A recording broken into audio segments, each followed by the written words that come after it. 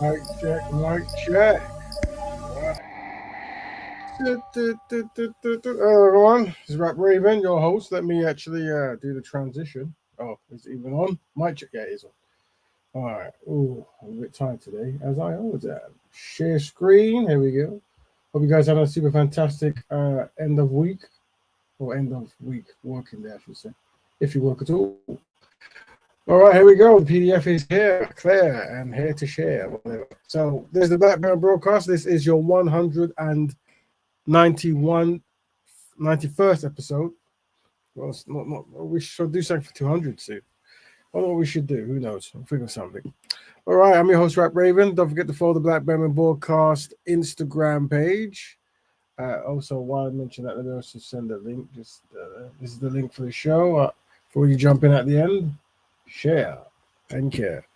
All right, so let's start how we always start. We talk about the triple tragedies, and what are those? Those are white supremacy, anti-black racism, and the Ma'afa. These huge things have caused what we call the double dilemma, which is black people being collectively inadequate and black people having collectively no friends. Unfortunate, yes. But what a dilemma. What should we do? Well, we have a single solution known as a lifestyle of black people continuously helping black people on black issues. This broadcast promotes that lifestyle. That's right. So we promote Black Betterment, the Black Betterers and the Black Betterment Builders, the two types of Black Betterment Builders, Black Betterment lifestyles, I should say. Yeah, there you go. And then we'll focus on the black families, the black economics, and black health. That's what we do. Yes, sirree. All right. So, what's this? Oh, that shouldn't be there. All right, let's carry on looking. My machine's gone really slow. I've got something open. Let me close down some of these softwares. But boy, my machine is going crazy. Aloha. Hello. Yeah, sorry about this, family. I'm just going to shut down some machines. My machine is a little. Oh man, it's not looking good at all.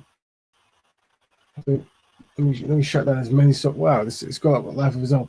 Hope you can hear me. My mouse has just got a life of its own. It's doing what it wants when it wants. You have to. Ah, this is mad. For the first time ever, my machine is showing wear and tear. Well, not really, for the first time. All right, cool. You got to forgive me, fam. My machine's actually struggling. I've got a feeling that any minute it might just go boom and shut down. So if it does, matter of fact, the links in the thing jump. You know what? I don't know if I can even add you. If I paint a picture, if you can even hear me, my mouse is just literally flying around everywhere, doing whatever it wants. So I can't actually pinpoint to click on something to make it work. Because what the on earth is going on? Oh, well, this is a first. This is a first. All right, cool, whatever. Let's see if I can scroll here. All right, at least that works. Oh man, terrible. All right, so but we're gonna try to make the show go as it should began. But when it does, we're gonna send out the link. And when we send out the link, we want you to don't forget about the 4D values, which is discipline, dignity, dedication, and discernment. Oh yes. So please don't forget about that. When we send the link out, excellent. Try not to use derogatory language, please. Descriptive language is what we need. It makes helping our community much more easier. All right, so we've got two. Let me close down this InDesign. I've got this software. So at least okay.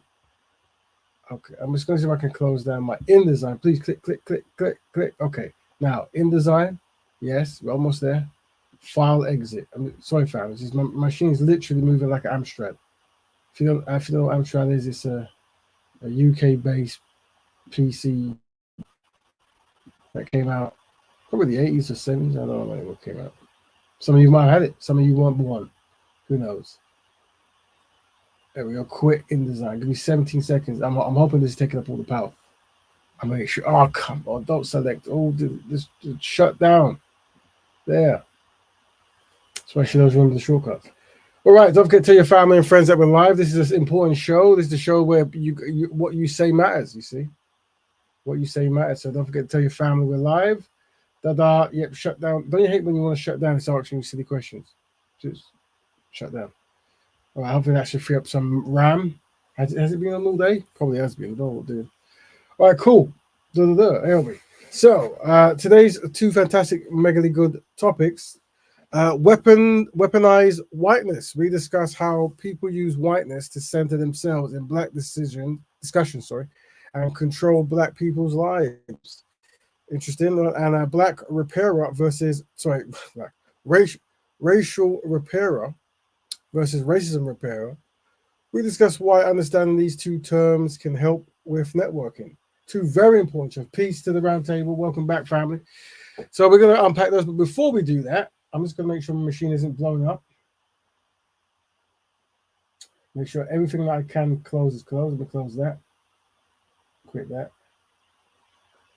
I mean, I've got like what 32 gigabytes of RAM, DDR4, something like that. It shouldn't be whatever. It's what it is. You live and you learn. All right, cool. Let's see. So before we start our topics, what we tend to do is we go through like a stream of videos that came up on the interweb.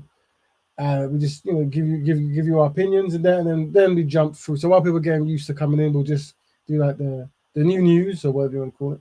So let's see the videos that we've got that we can use to just talk random stuff on, if the machine allows me. Let's see, shall we, family?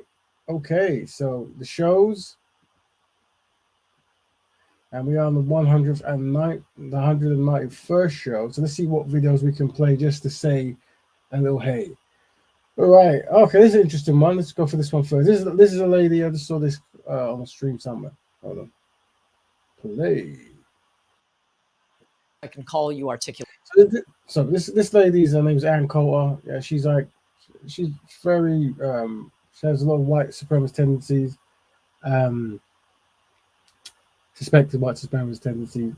And this is an Asian brother. I forgot his name. I think he's one of those guys who's quite critical about black people.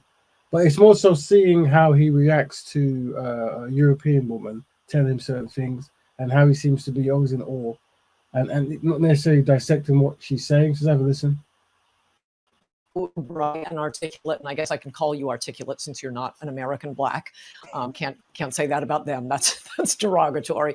And that was a great opening segment. Lots of things to talk about there. Oh, and I agreed with many things you said during. In fact, probably more than most other candidates when you were running for president. But I still would not have voted for you because you're an Indian. We'll get back to that.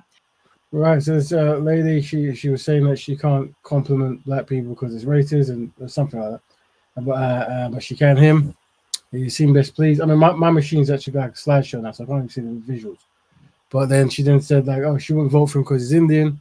He still seems quite best pleased. That's what we're trying to say. There's a lot of other groups out there. Some of their members, they're always best pleased to be around Europeans, regardless of what they're saying. And they're always not best pleased to be around black people. And they're very critical about black people, not too critical about other groups.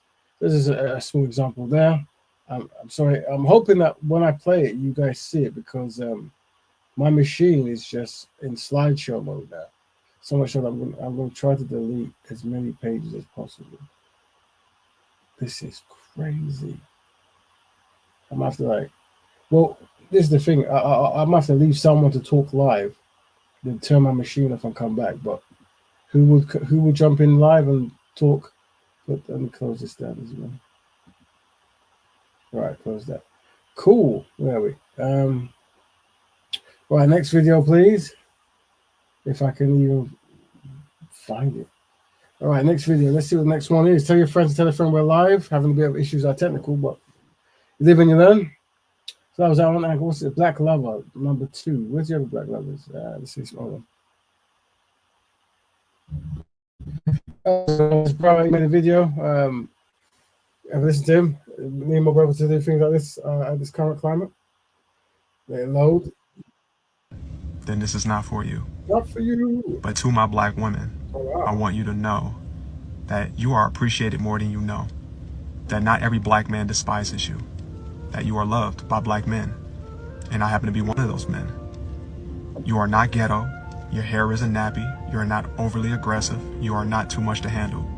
If anything, you're the complete opposite. You're beautiful, you're intelligent, you are the creators and innovators of this world. Without you, shit don't move. And without you, we're nothing. I've learned so much from black women, and when I see a black woman, I smile because you remind me of my mother, my grandmother, my sister, and other relatives. With you, you have taught me how to love. With you, you have given me so much confidence to believe in myself, to have so much sauce and so much swag in myself. And I just want to let you know that you are appreciated. No matter how light you are, how dark you are, you're always black and you're beautiful.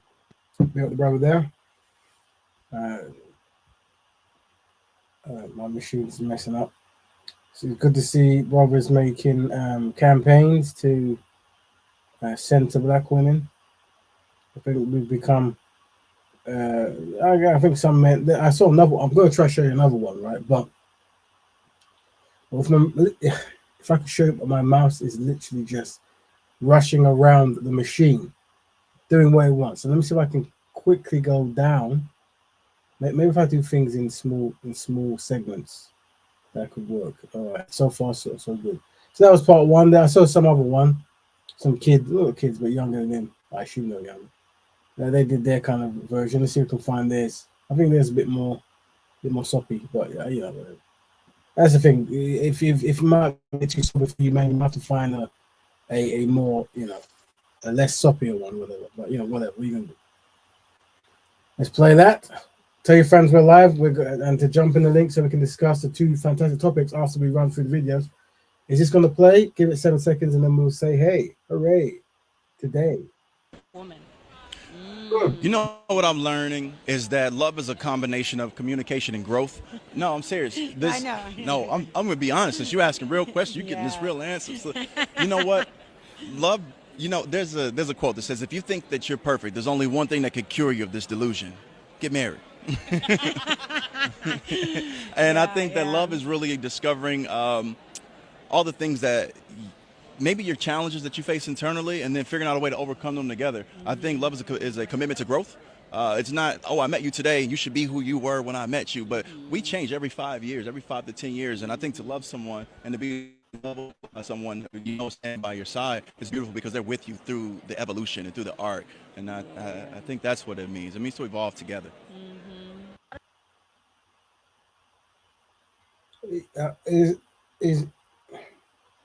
Can you hear me? I'm going to play that one more time while I shut down some stuff. So this is that one. Maybe I can play another video, guys. That's good to see. I don't think that was a video.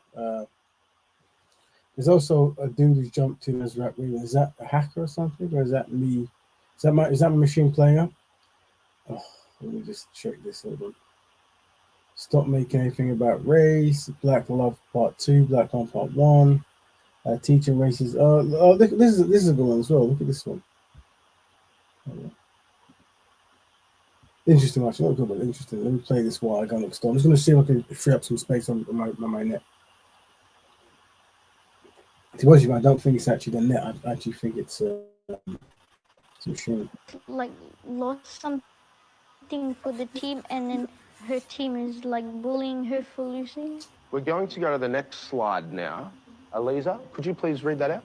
Netball must name those responsible for cheating scandal. Why do we think that that photo is being used with that headline? They're trying to get the person of color in trouble because the white people are probably the people that were cheating, but they don't want themselves to get into trouble. Since that's like right under who's responsible for cheating scandal, it's kind of like pinpointing that people of color do it. That was a really, really good answer because it kind of looks like she's the cheat, doesn't it? She's the one there with her head in her hands. That same image was used with roughly the same headline all across the country. What do you think that does? It starts a stereotype that people of color cheat. Really good. I hope that with the lesson, they learn that media plays a huge role in racism. They've always got to ask themselves, am I thinking critically about where this article's come from, who's writing it, what their agenda is? And I know they might be a bit young to understand that conceptually, but hopefully I can break it down to a level where the kids understand where a lot of racism comes from and where a lot of prejudice can start. Now, this is the actual story. Can I get someone to read that out? Super Netball's Fever fined $300,000 for salary cap scandal. The people in management cheated, and none of the players knew. So it's actually not the players' fault. I think they just framed her. In a way, it looks like that, doesn't it? Yeah. The media's made it look like she cheated. Yeah. Turn that down. All right, family. All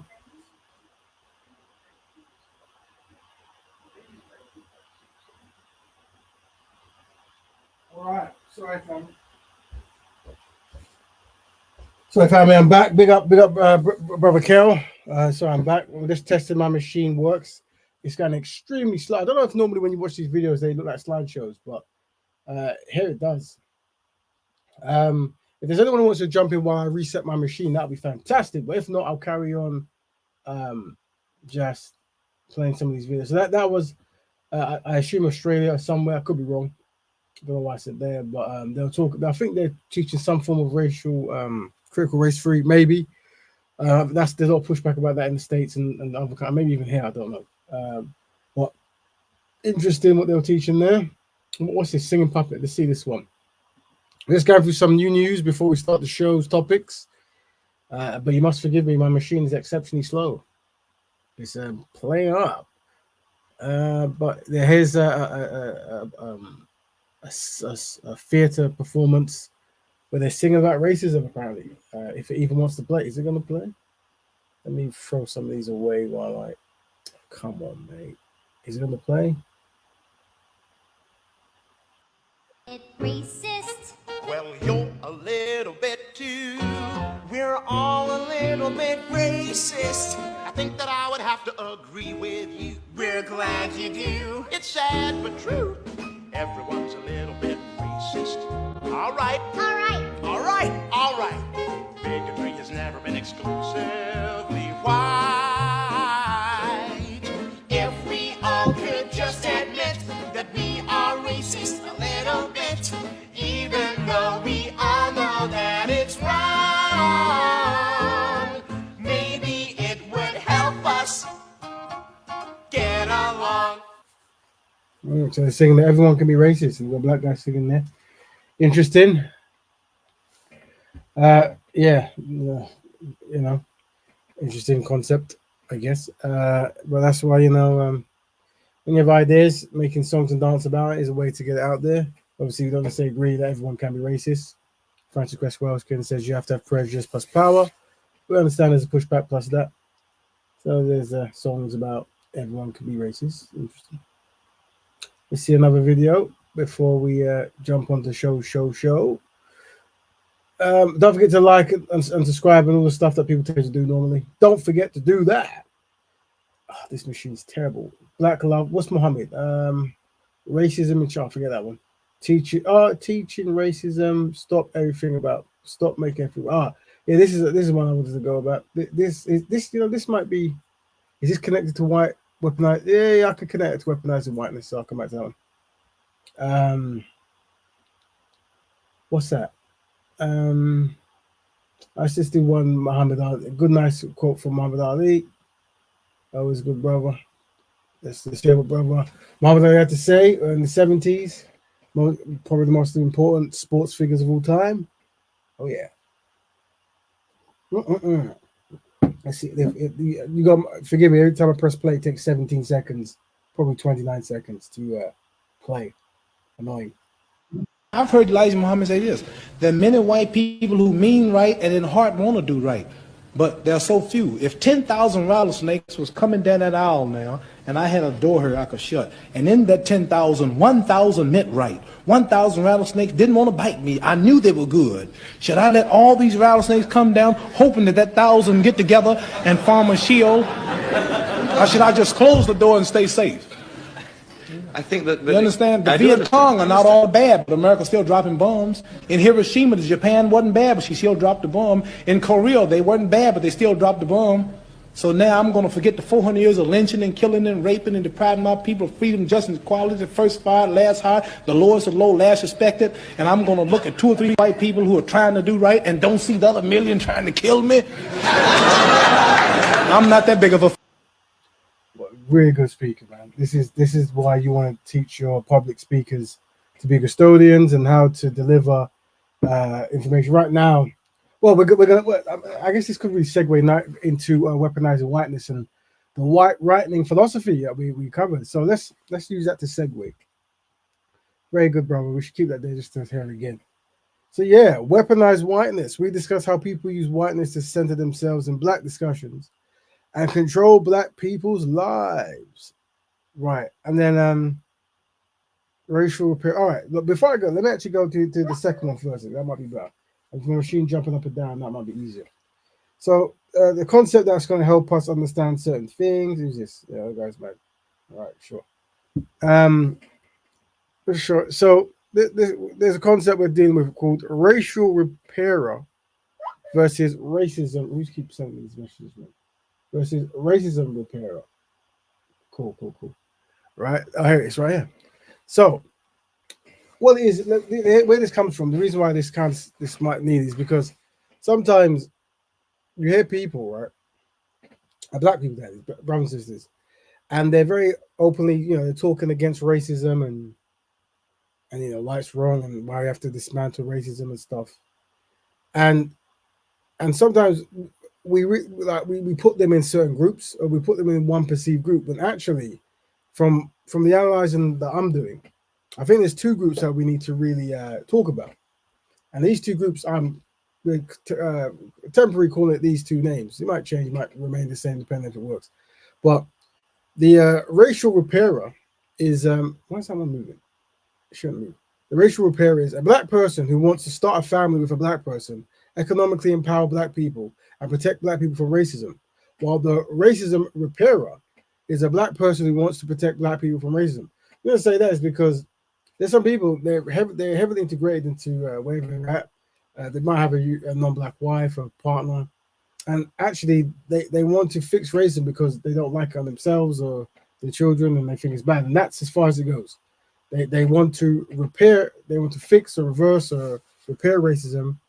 So, and that I guess that at a certain point today, that might be the default kind of concept of battling this thing they call racism. But then you come across other people's, more so the circles I'm in, where we're more of racial repairers. As in, we're trying to fix our community, and a part of that process is protection from racism. And sometimes these two groups clashes because we've got different ideologies, right? So we're trying to be more inwards in our solution, while they're more integrated in their solution. And I think having ways to describe that just might make it easier. So as you know, in this lifestyle we're promoting, it comes in two kind of methods. One is what we call the black betterer, someone who tries to help black people in all areas of people activity. And one we call the black betterment builder, someone who picks one or two activities to do for long periods of time. So I would assume that the black betterers are more likely to be racial repairers, as in that concept, and the black betterment builders are probably more likely to be racism repairers, but could be wrong. But it's just understanding that, when I would go Speaker's Corner, there's a lot of brothers there, and obviously half the brothers there will be there for religion, and some will be there as people assume for like black issues, and it really wasn't or wasn't. They're more so there to talk about aliens and stuff, but also to let people know they're not best pleased with racism. But when we were trying to connect with these brothers and talk about the importance of the black woman, black economics, black ownership, black health, it was almost like they were offended. They were offended by such concepts. So I think it's necessary that you establish that when it comes to this fighting racism concept, there are two groups: the racial repairers and the racism repairers. And we wish both of them well, but identifying which is which. So when you want to do works, you're not causing anxiety with concepts, but you know how to tread when you're on it. There you go. So that's a nice quick little thing about racial repairers versus racism repairers.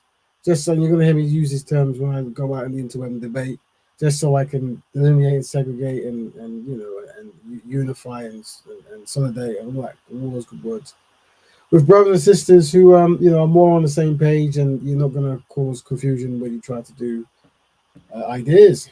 Isn't that good? Isn't that fantastic? Now we're gonna go to Weaponised. We could come back to this. People got your opinion. Jump in, give us your good stuff there. And don't forget to like and subscribe and tell your friends we're live and all that good stuff. Don't cause jive, blah blah blah.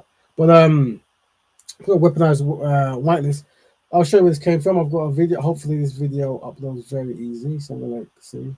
My machine is still slow, but not as slow as it was. Fine. Ooh, don't click that one. Don't click that one. Don't click that one. It's gonna mess up the whole thing. All right, cool. Jokers. Anyway, let's see.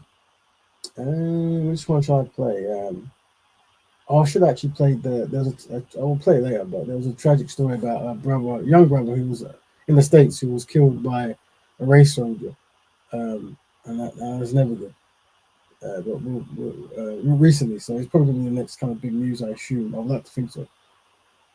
Let's listen to. What was it again? Listen to oh yeah, the please tell me that. Oh, please tell me I bounced it down. Oh, did I not bounce it down? Hold on. Oh, it must be this one. I think it's this one.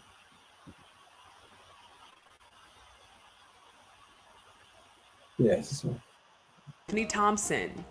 The country continues to be invested in the ongoing rap battle between two of the biggest hip-hop stars out right now, Drake and Kendrick Lamar.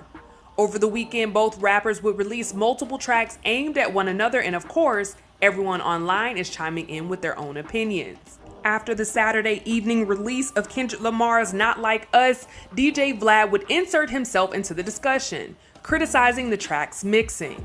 Due to the fact that many have a problem with Vlad being involved in cultural topics, his opinion did not go over well.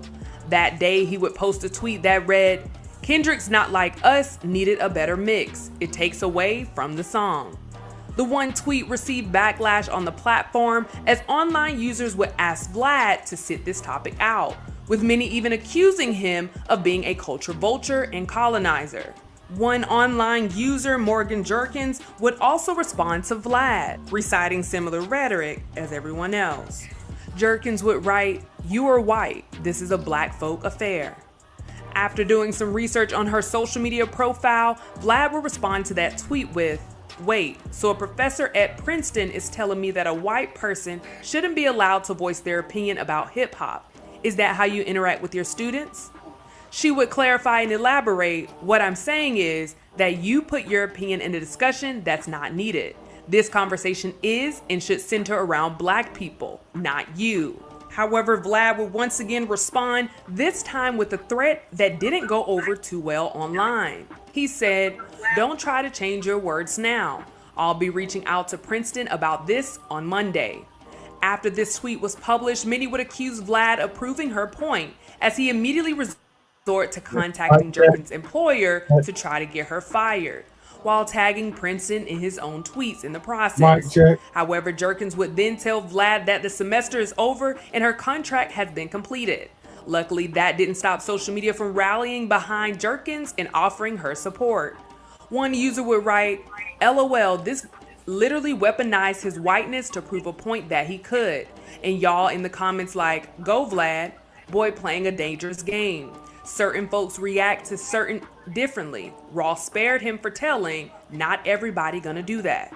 Comedian Kev on stage would even give his opinion by tweeting, "Vlad is whack for a myriad of reasons, but in this, you can tell he saw a black woman in a predominantly white university and tried to use his whiteness against her. Disgusting."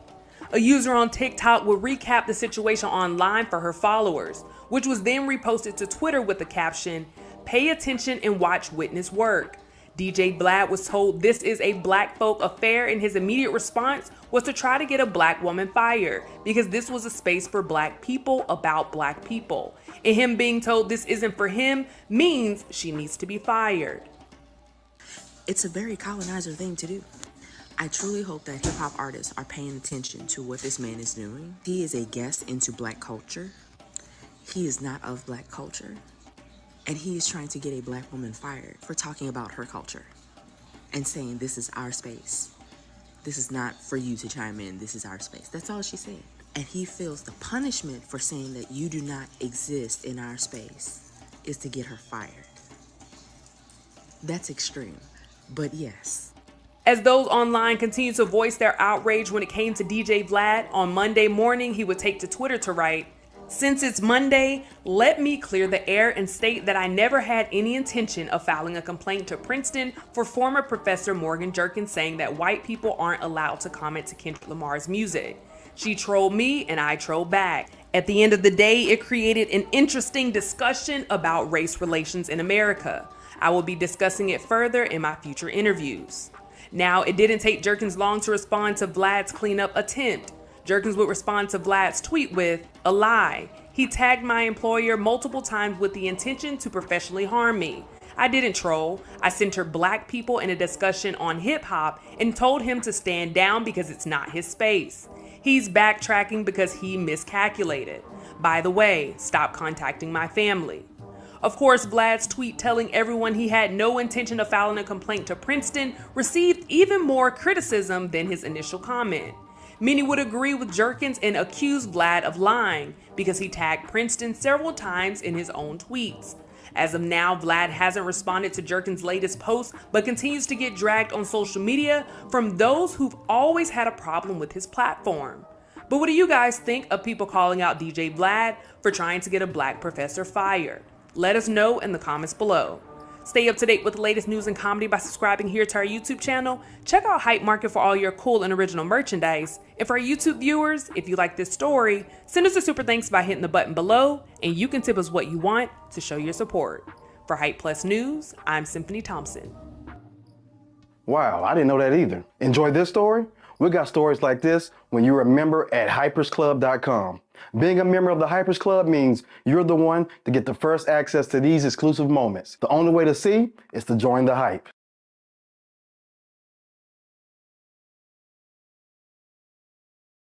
Mic check.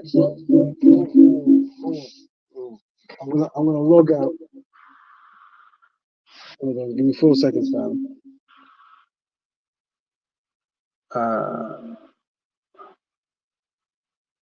Leave. 4, 3. So my machine is so bad. I've jumped on to another one. All right, leave. Are you sure you want to leave the studio? Yeah, the studio. All right, cool. I can turn it up now. All right, can you hear me? I hope your family can hear me. It looks like you can. Well, one thing, my machine is acting so funny. I'm trying to mutate. I'm gonna reset it while speaking to you on my phone. Magic. So if you want to jump in now, you can't. But let me see if I can see the chat. So if I click on chat, mic chat, chat to everyone in the studio, comments. There we go. Join chat. Yeah, join chat, please. Connect to your YouTube account. I think I've done it already, right? Connect. Hello. Let's go to say that one. Yeah.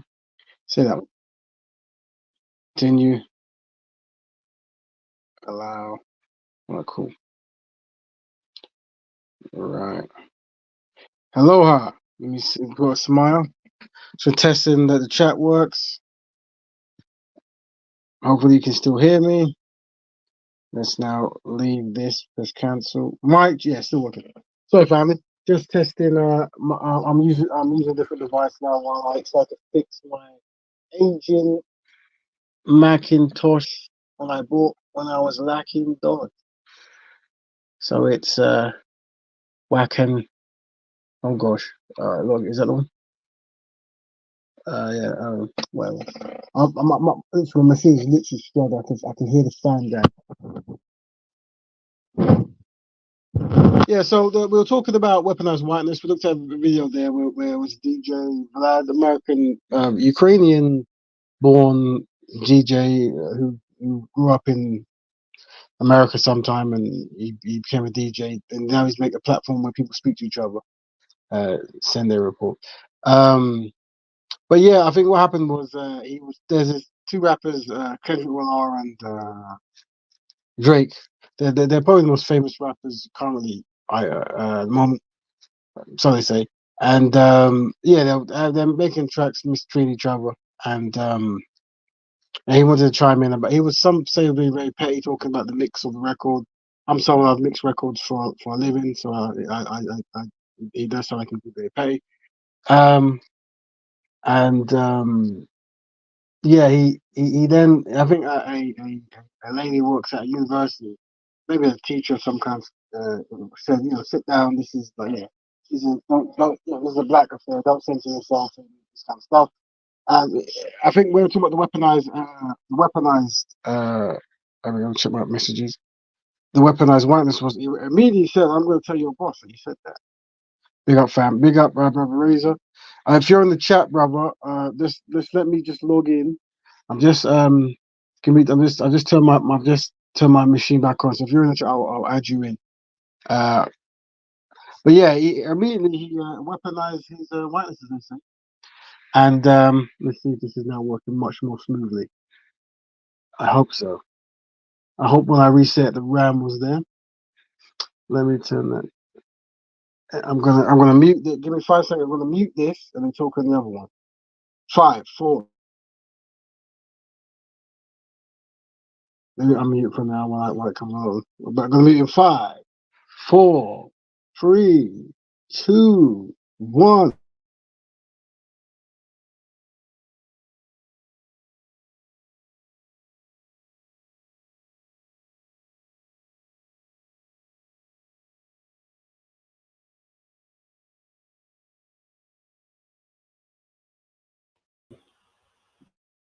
Yo. Excellent. Sorry about that. I've got the name here so many times. Big up, brother Razor, who's here. I can give it that. All right, now this seems to be working much more smooth. I can disconnect from here, leave. Yeah, excellent. Look at that technology. All right. Move out of the way. Sorry about that, family. Technical. We have difficulties that were technical. All right, so we will talk about weaponized whiteness. So let's see if I can find that actual PDF and go back to where we were. Peace to Melanie Gonis. Well done the other day. Represent black people. You're always good. Tell your family, tell your friend to tell a friend we're live. Meanwhile, what am I looking for? I'm looking for videos. So that was weaponized whiteness. There's another video that I wanted to see that. Not this one. That was a good one. Stop making yeah. So stop making anything about race. I saw this on YouTube. Right. Yeah. So this is interesting. This is so this is more of Black Betterment. This is more of a just a way to talk to brothers and sisters. Like, be careful when you go and you try to defend black people and black ideas to not set non-black people up for alley-oop or a free shot where they'll use white lightning to kind of make you look bad and then make everything you represent look bad. So let's see if this was done here. Let's break it down. This man woke up swinging and did not hold back. Why do white people adopt black children? It's a real question for me. I got a question. Why are there so many black children that need to be adopted? My second question is, why do you care who adopts them and what color they are as long as they love that child and raise them right? When I see a little baby, I don't go, oh, look at that little white baby or look at that little black baby. These are babies. They haven't been filled with ignorance yet. Let them babies be babies and grow up to be good people. Yeah, so I know that this will get like a round of applause on some stage. But when you break down, it doesn't make any sense. And it comes down to how things are delivered. I think if we can deliver things in a way that doesn't allow people to use white lightning to get an alley-oop, go, yeah, he's right. Why do you keep seeing race? You could approach from an angle where you talk about like, what is happening economically of why black people are giving up their children. That could be a way to start. And also, is there a value in black children being adopted by black people when it comes to understanding racism, white supremacy, and how to defend from it, and also raised within a cultural framework. So if you no matter what, people will take snippets and run if they want, like they've done here. But I think if we can always do things like that, don't make it sassy, let's make it more more like inquiry and concerned. Because they'll just flip on you. They'll then become like concerned and they'll be like, that's a baby, man. Like baby has no color, that kind of stuff. Like, oh, what was that? Disgusting. So I drank T-Taste terrible. Sorry. So yeah, try to be careful when you set non-black people up for the alley oop. They're getting ready to just make you look bad with very genuine questions you have about scenarios that doesn't work in black people's collective best interests. But they'll jump in and they'll say, yeah. What else we got? Let me actually get. I'm just gonna find my why I find my fantastic thing that you let me play a video. Exactly. There was a sad story happening in the States. We'll play it just while I set up my PDF. Just have a listen to this. Has now been released of that deadly police shooting of an airman inside his home. This happened in Florida. Roger Forston was killed last week by a sheriff's deputy who was responding to calls of a domestic disturbance. Now, family says the deputy had the wrong apartment. That deputy is now on leave as the shooting is being investigated. Nikki Batiste has more. We have to warn you here. These images are extremely upsetting. This newly released body cam video shows an Okaloosa County deputy arriving at the home of senior airman Roger Forston's apartment door, responding to a 911 call about a domestic disturbance. The deputy knocks 3 times. After the first knock, he steps off to the side. No one answers, and he knocks 2 more times, identifying himself. The video is partially blurred. Sheriff's office, open the door! Seconds later, Forston opens the door. Step out. He's seen holding a handgun that was legally owned, according to his family. The deputy orders him to step back, then fires. Drop the gun! Drop the gun! Drop the gun! 312, shots fired. Suspect down. Okaloosa Sheriff Eric Aiden says his department released the video to be transparent. No determination has been made as to whether the deputy's actions were justified or not. Forston's mother, Mika, says her son was FaceTiming with his girlfriend during the shooting. The girlfriend told the family the deputy said something not on the body cam video released today. They just said, oh yeah, he shot up. He shot up. My baby was shot up. Forston's family says he was alone and grabbed his gun only after he heard aggressive knocking on his door, peeked through his peephole and saw no one. Forston's family claims the deputy went to the wrong apartment. Roger was a gift from God. He was a patriot, and so he respected authority. Why the police didn't respect him? That's the question. For CBS Mornings, I'm Nikki Batiste.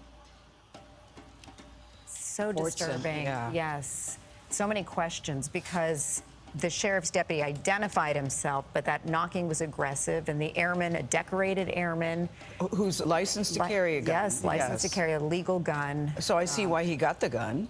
A disturbing call. But by the way, the footage leading up to that is a neighbor taking the sheriff's deputy to that door. And apparently it's the wrong apartment of, where this domestic disturbance, whatever the neighbor heard. So I'm just thinking it's Mother's Day this Sunday, and his mom is devastated. For the first time in her life not going to have her baby. It's and terrible. It seems extremely senseless. Yes. Yeah, terrible. There's so many of these stories where a black person is killed because of a mistake, and they're doing everything legally right. Someone's doing everything legally wrong.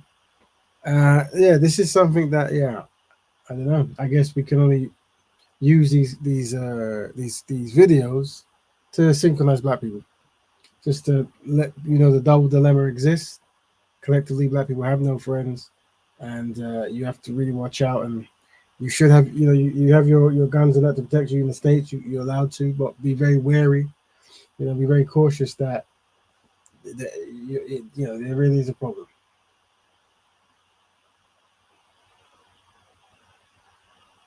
I don't know. Tamala Moore, don't say we are Aboriginal people. We have God the Father. We don't celebrate Mother's Day. Tribal life is cool. I don't know what that means. I'm sure it's constructive. I hope so. Big up the family in the forum. Big up all the brothers. Big up Sister Mene, Brother Cal, Round Table, and all the people listening live. Don't forget to like, subscribe, and all that good stuff. I can now share my screen because my machine is not as slow as it once was. Oh, so much more about. If you wish to jump in, we're looking at weaponized whiteness and racial repair versus racism repairer. We broke it down that, we broke it down that we're saying that sometimes you're trying to help black people, but there's two divisions, isn't there? There's the people who want to work within the group to have economics, have a family structure, marry each other, that good stuff, as well as tackle racism. And there's those who just want to tackle racism because they're affected, which is, we understand, but they don't necessarily want to do the other stuff, like the economics, the family stuff, the group integration, that kind of thing. They rather be solo integrated, marry out, really be a part of society fully, and not necessarily be connected that much to black people, apart from ending racism because it might affect them. And then you have the racial repairers who realize it's about a group activities, you see. And that's always highlighting that. And you'll be seeing me use these two terms as I debate, just to delineate from, just certain ideologies, certain groups, just to make it easy, just to know this is what we're promoting: black people, helping black people on black issues. Yeah. So yeah, as you know, let me see what the videos I've got that you haven't seen. Hold on. Ankle Black Love, excellent basketball wives. Oh, this is just. This reminds me. I don't know if you're out there. There's a brother. He's got one black parent. He was making comments 2 weeks ago, a week before. New brother. He said he wanted to jump on and give his perspective. If you are live, brother, feel free to go in. We promote black people, loving black people, but he had some kind of comment about his kind of, I think, love making choice, something like this. But by all means, bro, if you're in there and you're not working, feel free to jump in. It's just a video of another basketball player who's married, not a black woman, and I think it made like the same kind of comments happen. This is him parading his wife around, and we wish them the best, this kind of stuff. But obviously, people are saying you become a millionaire, now's your time to marry a black woman.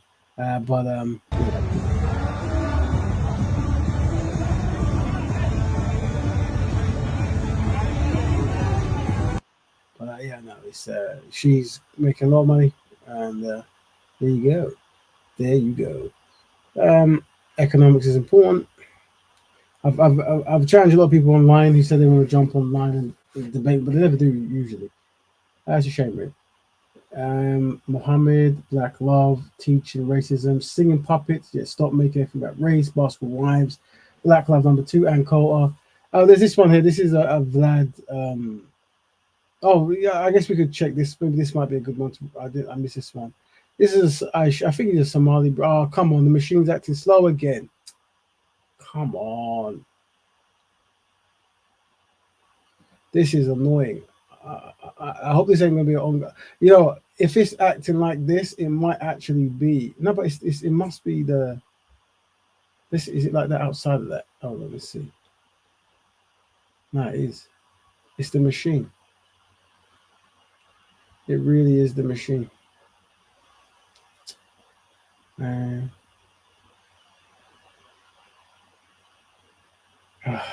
is annoying. So how would I get in here if I was using my phone so I can have full control? Maybe this is it here. Let's check. How do I? Because it's all connected automatically, so I don't even know how to get in. Hold on. This is annoying. Come on. This machine. Come on. Just click there, please. Just click there. Please. If I press tab, what happens? No, it doesn't work. Sorry, family. Is that my machine? Unless someone is actually.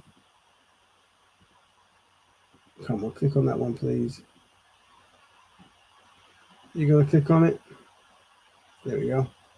Open. This is annoying. Oh, this is really terrible. It's like, what is going on? What is going on? There's another video about a Somali brother, I think in China. And I went to this restaurant in China. This is how they welcome me. Yo, you're very black. Yes, by calling me black. But I don't consider that as a racism. When that girl called me, you are very black, I did not actually get angry or something because I knew it was her first time seeing a black guy. So of course her first reaction will be, oh my god, you are very black, and that's totally normal. It is just that they never interacted with a black person before and they just don't know how to deal with it. So they will call you what they feel. But I didn't care, so I ordered my food and they gave me this for free. Really, nigga? Besides, they have weird dishes like pineapple with cold noodles and watermelon with cake, which looks good and tastes good. Sure. Yeah, so that's a Somali brother. A lot of them brothers in the UK or just around the world, sometimes they don't accept the black term. But when they go to other countries, they're called black, so they understand kind of like once you're melanated from Africa, you're going to be called black. And he's very merciful when he might be right. When they said, you know, and then we had a brother a few weeks back. He was much more abusive where he went. But yeah, it's one of them ones where you might not identify it by certain things, but when you go to certain places, you'll be treated a certain way. And that's why we're saying have a universal way that we treat each other, just so we're protected from certain kind of stuff is important. Come on, you rubbish machine. Back to the. So sister says projecting. Oh, what sister? She said mixed race people can choose either race. Evil face. I hear that. So that's something we have said it before. That obviously we promote black men loving black women as just a method of how communities thrive and stuff. But it's one of the ones that once what they call racial whiteness started, meaning a black person's married a European and they have offspring. Some might see it might not be as right to put pressure on them to see the values of black love because their father or mother didn't really see it for whatever reason. So them being raised in a household with two different parentage, you can understand why their mind might shift more towards one side or the other. So yeah, I hear that. Yeah, but the perfect person to talk about this is the brother from last week if he comes in at all. Now I don't want to end this. I don't want to end this stream at all. Let me get rid of some of this stuff. I don't want none of this. Remove. I'm just going to see if I can move some of these videos so we get slower. But my goodness, is the speed. Well, to be honest, it moves me. The more I get rid of these videos, right, the faster it goes. So I'm assuming. I mean, it can't be the software because it can't be the software. It can't be the actual app itself. It has to be my machine's RAM dealing with it. Let's see what Melanie Gomez has to say. Black Betterment, Melanie Gomez, good to see you, Black Betterment. Black Betterment, Brother Raven, Black Betterment to everyone in the chat. Very interesting couple of videos that I got the chance to see. Yes, the one about the brother getting killed, I didn't. I had to turn my volume down and I moved my phone away because I can't watch stuff like that. No, that's a very young bro. I think the early 20s, maybe 21, 22, I think. He was in the army. He's trained. He had a license to carry, and this is the thing. How many black people we see in the States get murdered by just going to the police going to the wrong as well? Yeah, I mean, it's just crazy that keeps on happening. You know what I mean? Like how many have you seen anything where a person has police knocks on the door and the person has a gun and they just shoot the police? People don't do that. A police in their uniform, like why would the police just feel threatened when in that state people can have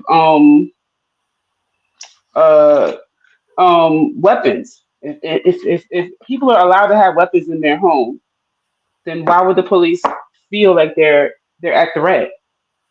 You see what I'm saying? Like, so the way that it happened is the way that it typically happens, but in reverse, I don't recall it happening that way. So to me, the police wouldn't actually suspect, hey, they have their weapon. It's, sir, do you have a license for that weapon? Why isn't there a conversation? Because people can't have license for their weapons. Like, no, you just shoot. Just crazy. Yeah.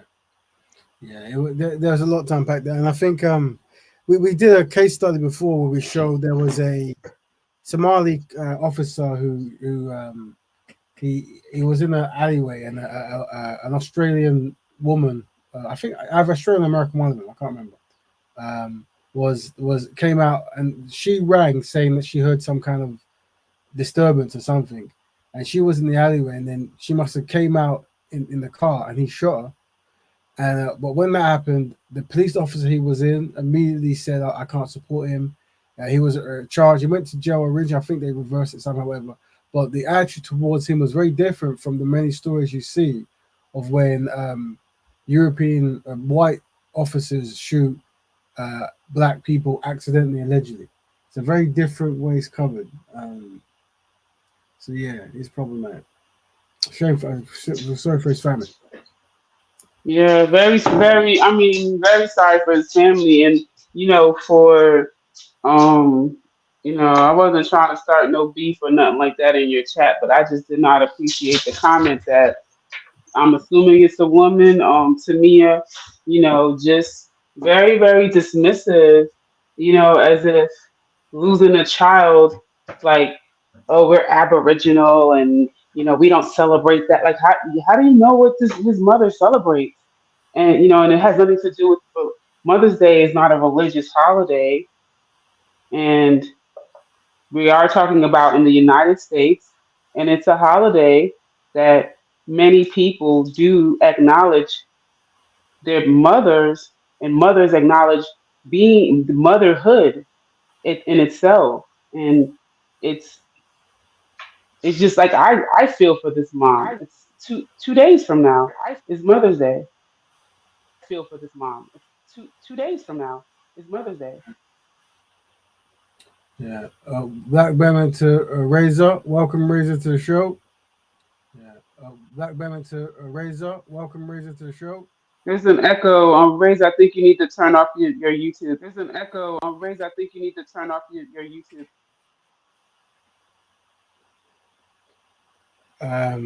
Hello. Just testing it. Hello. Hello. Yeah, brother. Yeah, if you are speaking, we can't hear you, but we can hear a echo. Brother. Yeah, if you are speaking, well, it's recording really well. But yeah, sorry, brother. And if it keeps repeating, we might have to mute you. Try your mic. Well, your mic is on. That's why it's hearing it, I guess. He's gone. Yeah, I don't know what software he's using. But yeah, so family, let us know what you feel. Let us know about you feel. Were you aware of the kind of DJ Vlad kind of incident that happened a few days ago? No. What did DJ Vlad say? So what it was is I'll play a quick video just while let's play a quick video just to give you, so those who joined the season. News, I'm Symphony Thompson. The country continues to be invested in the ongoing rap battle between two of the biggest hip-hop stars out right now, Drake and Kendrick Lamar.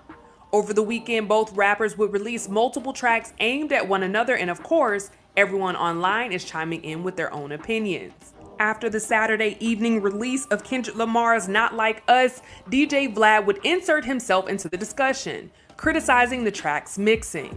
Due to the fact that many have a problem with Vlad being involved in cultural topics, his opinion did not go over well. That day, he would post a tweet that read, "Kendrick's Not Like Us needed a better mix. It takes away from the song." The one tweet received backlash on the platform as online users would ask Vlad to sit this topic out, with many even accusing him of being a culture vulture and colonizer. One online user, Morgan Jerkins, would also respond to Vlad, reciting similar rhetoric as everyone else. Jerkins would write, "You are white. This is a black folk affair." After doing some research on her social media profile, Vlad would respond to that tweet with, "Wait, so a professor at Princeton is telling me that a white person shouldn't be allowed to voice their opinion about hip hop. Is that how you interact with your students?" She would clarify and elaborate, "What I'm saying is that you put your opinion in a discussion that's not needed. This conversation is and should center around black people, not you." However, Vlad would once again respond, this time with a threat that didn't go over too well online. He said, "Don't try to change your words now. I'll be reaching out to Princeton about this on Monday." After this tweet was published, many would accuse Vlad of proving her point, as he immediately resort to contacting Jerkins' employer to try to get her fired, while tagging Princeton in his own tweets in the process. However, Jerkins would then tell Vlad that the semester is over and her contract has been completed. Luckily, that didn't stop social media from rallying behind Jerkins and offering her support. One user would write, "LOL, this literally weaponized his whiteness to prove a point that he could." And y'all in the comments like, "Go Vlad, boy playing a dangerous game." Certain folks react to certain differently. Ross spared him for telling, "Not everybody gonna do that." Comedian Kev on stage would even give his opinion by tweeting, "Vlad is whack for a myriad of reasons. But in this, you can tell he saw a black woman in a predominantly white university and tried to use his whiteness against her. Disgusting." A user on TikTok would recap the situation online for her followers, which was then reposted to Twitter with the caption, "Pay attention and watch witness work." DJ Vlad was told this is a black folk affair, and his immediate response was to try to get a black woman fired. So that's the context there. You know, whether you agree with the sister's opinions or not, she said it online, and rather than debate her or get information, he tried to get her fired. He went full-fledged Karen mode on her. Dang! He Karened her. That's what that's about. Well, this is the thing. This is what people are concerned with about certain people. You know, but welcome back, Black Bear Razor. I've muted you. Let me unmute you to see if your microphone's working now. I'm just gonna unmute. Can I unmute? I think I can. Maybe you can. Maybe I can't. I don't know. You can unmute yourself and test it if you want, brother or sister. Or brother, sister. Brother Razor from last time. Sometimes people got the same names. So Razor, if you the very thing that you clicked on the link to join the panel, Razor, if you minimize everything that you click your internet that we're on right now and go back to YouTube and close it out, then there won't be an echo. Your internet that we're on right now and go back to YouTube and close it out, then there won't be an echo. Yeah, you can. Or you can just mute it. I mean, you can just pause your YouTube also. Or you can just mute it. I mean, you can just pause your YouTube also. Yeah. If you have difficulty, let us know. But if you have difficulty, fam, the links. I'm gonna. Yeah, his machine might be. So, fam, we might have to meet you until you can sort it out. So, family out there, if you wish to jump in, you most see the private chat. He might give me a message. Having a bit of a problem, I can't fix it. I'll do catch up. All right, cool. Yeah. I hope that's not the brother. No, it's not the brother's going to talk about the mixed rate. But yeah, there was a brother who said he wanted to do this week if he's in. He wants to talk about he's got one black parent and he wants to talk about how he picks his wife. I think it's something like this. So yeah, by all means, we should jump in. You can if you're out there in the internet land.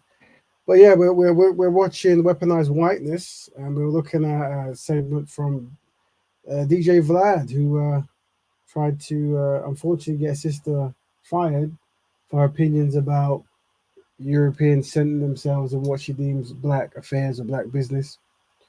You know, and this is something that we have seen before. It happens without people knowing it.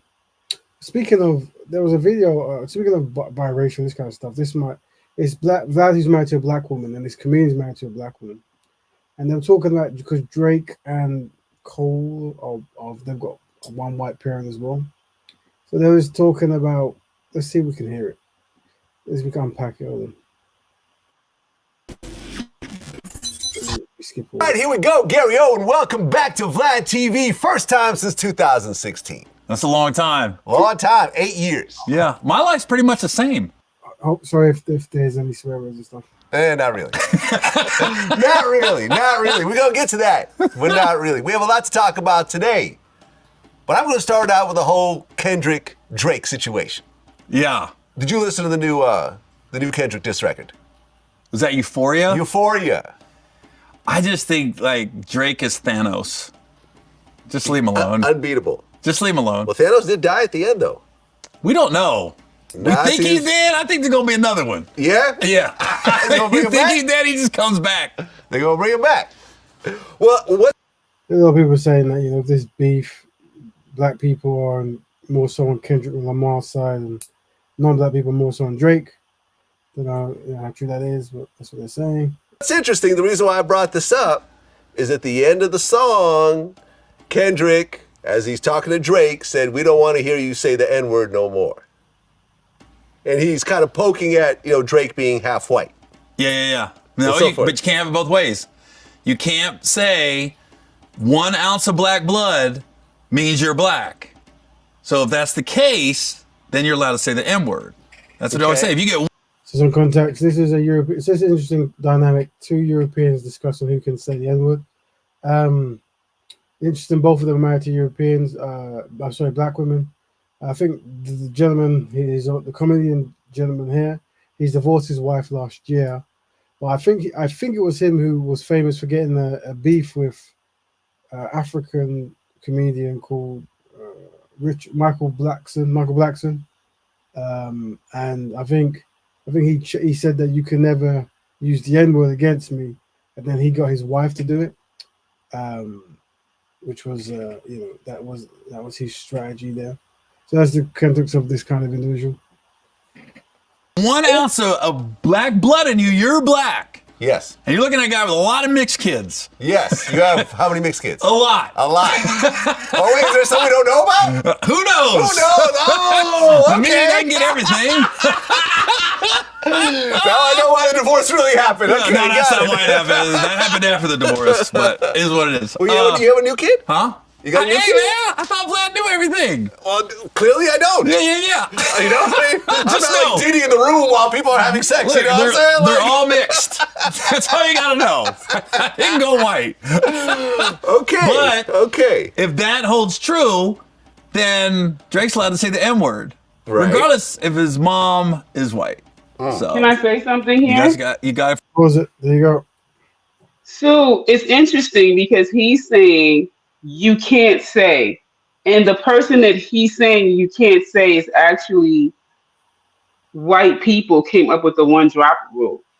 He's saying it as if it's a black rule, but it was a rule that was imposed upon us for white people to protect whiteness. So it was a rule to exclude if you had an ounce of black blood in you, you were black. You were not part of them. It wasn't black people trying to claim all biracial people as saying you're one of us. So like it's weird coming from a white guy saying that. Like you can't say that. You guys are the ones that said that. What the hell? Yeah, very interesting. Very good analysis there. Focus on the dad's side, Kendrick. Well, what people are pointing out was that Kendrick's wife is essentially half white. Or is she half black? Or half black, half white, half That was a something. reach. I'll put it like that. That was a reach. I mean, it's kind of a reach both ways, in a way, if you really think From about it. Drake's side? Well, or both sides. Kendrick's From side? Drake's side and Kendrick's side and everything else like that. I mean, I don't know. In the world, I mean, it's not like this everywhere in the world, but I would say in the U.S. and Canada, if you're half black, most people look at you as black. Like, for example, J. Cole's just as black as Drake. No. J. Cole's mixed? Yeah, he has a white mom. You want to say something, sis? I'm saying J. Cole, to my knowledge, practices racial blackening, and Drake practices racial whitening. So there are 2 different types of mixed race guys right there. Like, we're going to look at very good point there, and I think what they're doing is first they're using their whiteness to explain rules with them, but they're missing the point of what I assume Kendrick was saying is there's certain type of people who are like us, right?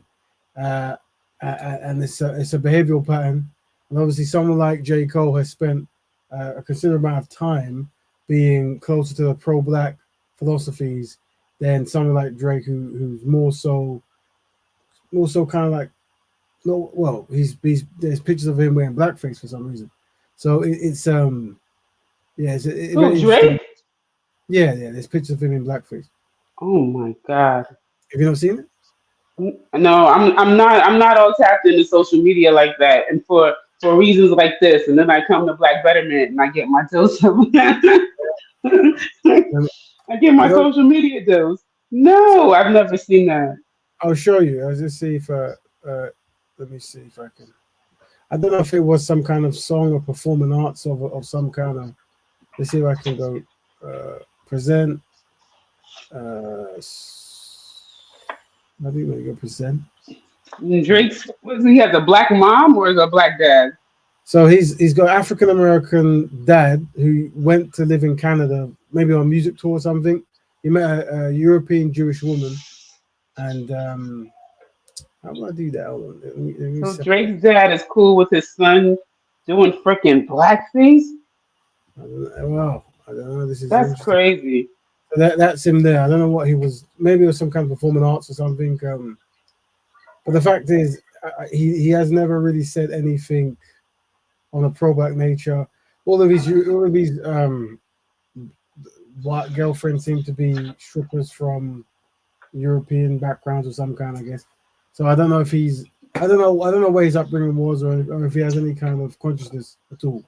But he's from Canada as well. So I don't know his connection to a lot of African American history, although his father is one.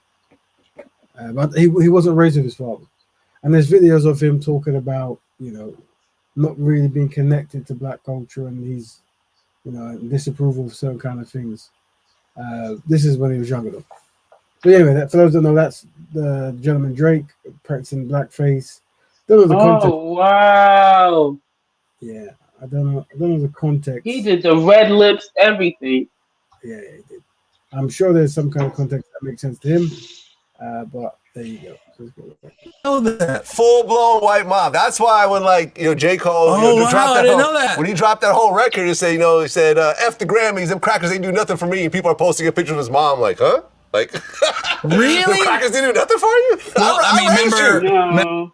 That's racialized. So that could be a weaponized whiteness there, where you have a person of African descent trying to do something constructive for black people, and you try to shoot it down by showing a European ancestor, a European parent, a European something, right? Yeah, it's weaponized, kind of weaponized whiteness in that sense. Like not focusing what he's actually saying, they're trying to shoot it down with technicalities that hasn't historically has never been technicalities. Remember, on this kind of talking about kind of on the same. Remember when Jesse Williams had the big speech at the BET Awards, and then they went to his mom, and she was white as snow in the audience, and he was really really uplifting black people. It's funny enough, what he's saying is, I think there's that gentleman who's I think he's an actor, so I remember a few years, but he was doing a lot of pro-black speeches everywhere, and yeah, he must have a European mom. But this, Yeah, he also left his black wife and went with the white woman. Really? He divorced. Yeah, he divorced his black wife. What's his name again? What's his name again? Jesse. It's a dude from ER. I know he was in the show ER. His first name is Jesse. And when he received his award, he did thank his wife, and she was a very chocolatey, natural hair, beautiful black woman. And I was like totally disappointed to find out that yeah, he's like dating some white actress now. I'm gonna type in let's type in. You can look up ER. Yeah, I've got him, Jesse Williams. I'm looking for a girlfriend because maybe because I've still seen his black wife. Maybe it hasn't really hit yet because all the pictures are with black women. Really? Yeah. Yeah, but maybe he's been married for so long that who's that? No, I'm just seeing black women there, to be honest. Oh, what's this? Urban girl. Hold on, I'm just checking. But But once again, I don't. Oh, hold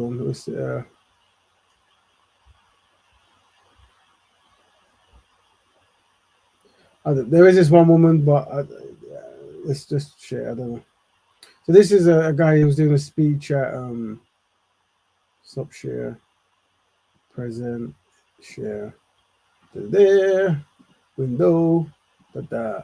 So this brother, this is him with his after 5 years of marriage, Grey's Anatomy, actor Jester Williams, and his wife filed for divorce. Unfortunately, I think is this a rumor? No, that I'm not into this kind of. Well, when I typed in Jesse Williams' white girlfriend, that same woman, her picture popped, and it's several pictures of them. Oh, and then maybe that's it then. Well, and this is what we're trying to do. Well, the segue I was talking about was when we talk about the Black Betterment Awards and pro-Black awards, we definitely don't want to be having brothers having big speeches about pro-Blackness and then accepting awards and they're not with sisters, because it's just not a good kind of look, whatever. Welcome. Is that Brother Foster? Hello, can you hear me? I can't. Is this the brother from last week? It is indeed. Oh, thank goodness. This is amazing. And it's almost like pretty much what we're talking about. So, yeah, let me just get the presentation all that ready for you. Stop share. Just so you have something. So, brother, just to give a back context, this is Brother Foster. I mean, you're relatively new to Black Betterment. Is that right? I mean, the broadcast at least. Sorry. Yes, like this broadcast, yeah. Yeah. So, but I think you said some very important case studies for us. But you also said yourself that you have one Black parent. Is that correct? That's correct. Right. And because of that one Black parent you have, and being based in the UK, you might have a bit of a different perspective for people around the world being with two Black parents. And I think we were talking about the Black love. I think I was saying like it's important that people within the Black community marry within the community. And then you gave like a caveat or a slight, well, I have a preference, and then you said why, and well, not why, but you said you'd like to come in and talk about the perspective of a person with one Black parent as it pertains to Black Betterment, or just living in general. I think we were talking about, I think you mentioned how Black Betterment will be about uplifting dark-skinned Black women. And I responded that obviously as a biracial guy, my preference is biracial women. Right.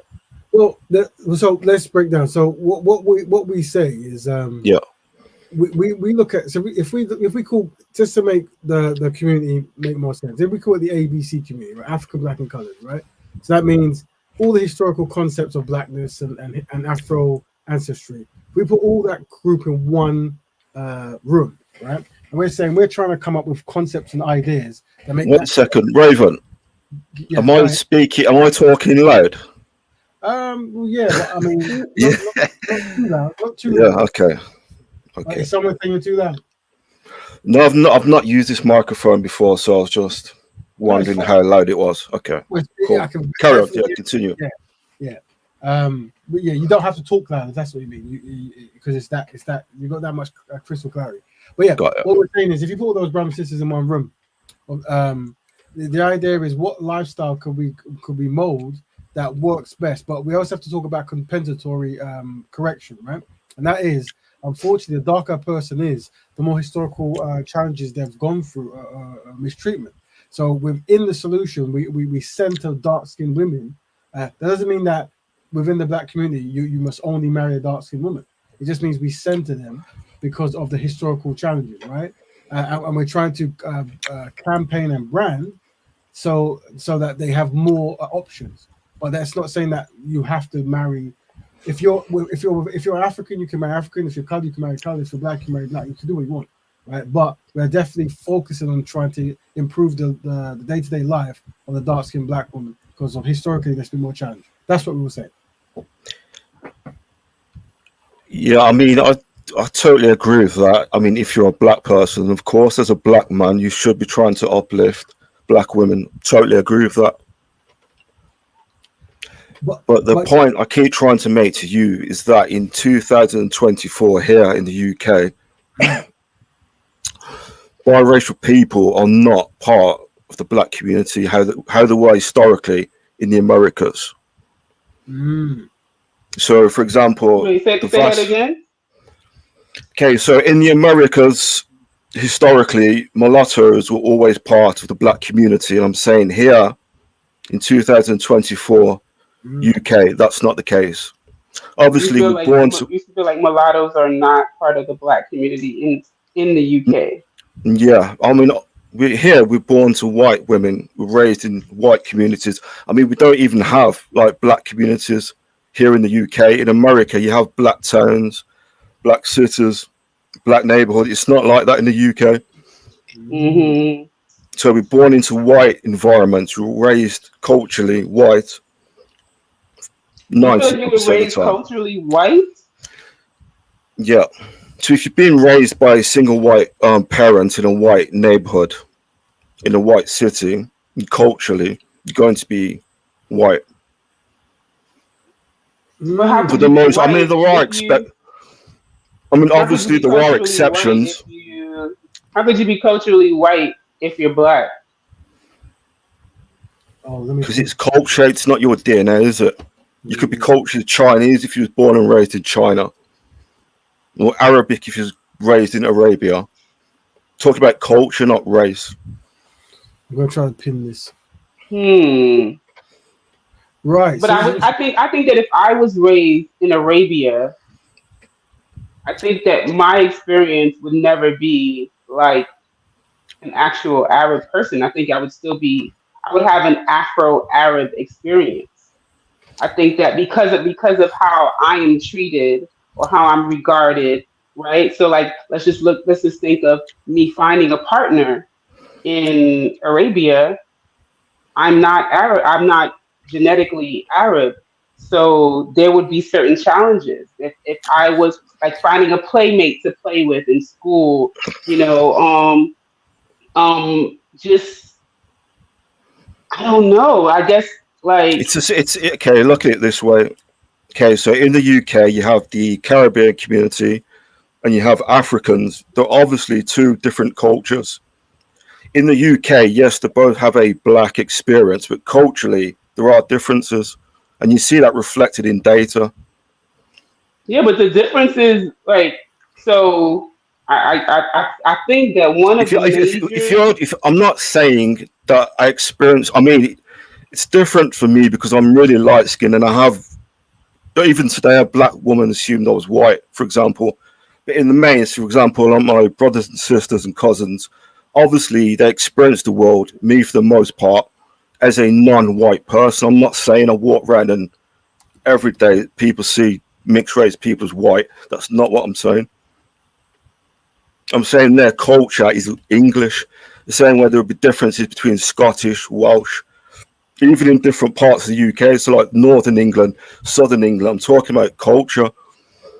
but I've interacted with many people on over these YouTube streets who are from London and they're they're like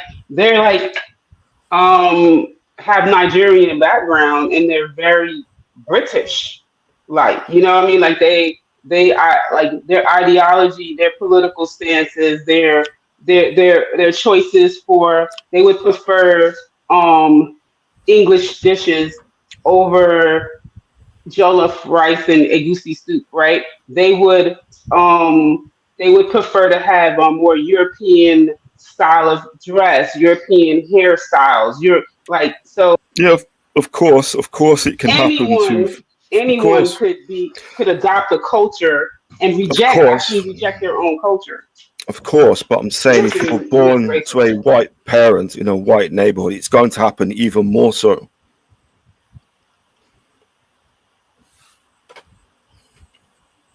I'm not obviously. There is an expression we use here in the UK. It's called coconut. So, like, you're black on the outside and white on the inside. So, obviously, I'm aware that there are black people, fully black people, that are culturally white, of course. I'm saying if your parent that you're raised by is white, you're raised in a white environment, you're going to be, the chances of you being culturally white is even more so likely to happen. It's like in my family, all of my siblings, cousins here in the UK are all biracial, and all of them are culturally white. So are you saying that your black side is Caribbean and all the men or women have married European white husbands? Are you saying that? Yeah, basically, in a nutshell. So like not this new generation, because like my siblings and cousins are culturally white, the ones that have children with white partners. So you have this new generation of mixed race people now that's coming up who are, like 1/4 white and 3/4 black. So that'll be the face of the Caribbean community in the future. Oh, I agree. Whiter and whiter. Yeah, but we've spoken about this before, how the future of the black community here in the UK lies with Africans, not the Caribbean community. Yeah. I would take a give.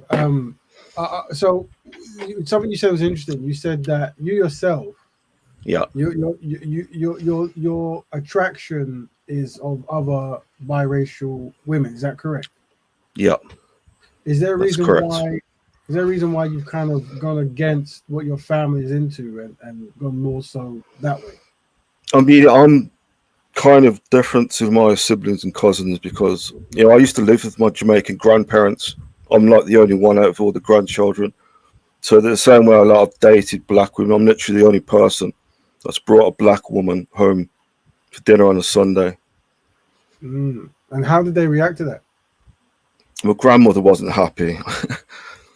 Right. It's the craziest thing because my grandmother's like, she's really dark-skinned black woman. If I'd come home with like a white woman, she would have been over the moon. But this black this black woman, she's educated, PhD student, attractive, everything. I thought I'd hit the lottery, but my grandmother wasn't pleased.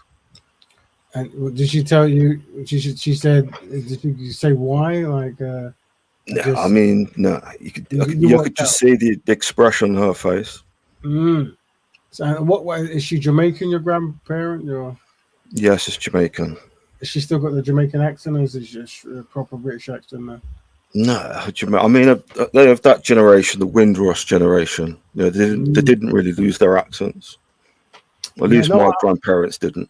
I'm aware of that. I'm aware of that, and that's the thing. And this is what we're trying to talk about: this kind of collective inadequacy, especially in the Caribbean community, where there is this longness to integrate economically, biologically, and all the leads you can think of to Europeanness, to the point where they're not best pleased if you're not doing this.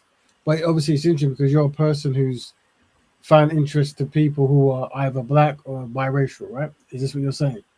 Yeah.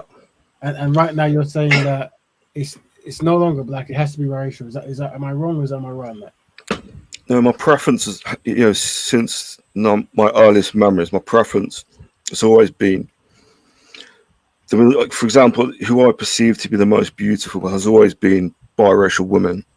Right. But I also like black women and white women as well. Right. So is it a possibility that you could end up being with a white woman? No, not at this stage. I mean, for dating, just casual dating, then I don't think race matters too much. But if you're talking about a life partner, building a family and all that kind of stuff, then obviously race and culture does need to come into it. Right. You must forgive my machine's just doing its own thing, man. It's crazy. So the mouse, I'm. It's almost like someone's controlling. Is someone controlling my mouse, or is it just me? I haven't hacked your computer, by the way. Yeah, this is. Yeah, so it's because I'm trying to get Razor into the discussion, but it's taking so long just to get over his thing. Yeah, there you go. Yeah, so that's. Oh, well, thanks so much. So we cleared up what we meant last week. So basically, we have a compensatory way of viewing things, like we said, right? And because we recognize that black, it's interesting because you're quite unique. So if there was a dark-skinned man whose preference was biracial or light-skinned black women, we would definitely say it's not in the community's best interest for him to express that at all. just saying he loves black women would be fine and suffice, and trying to then go through shades and stuff wouldn't work.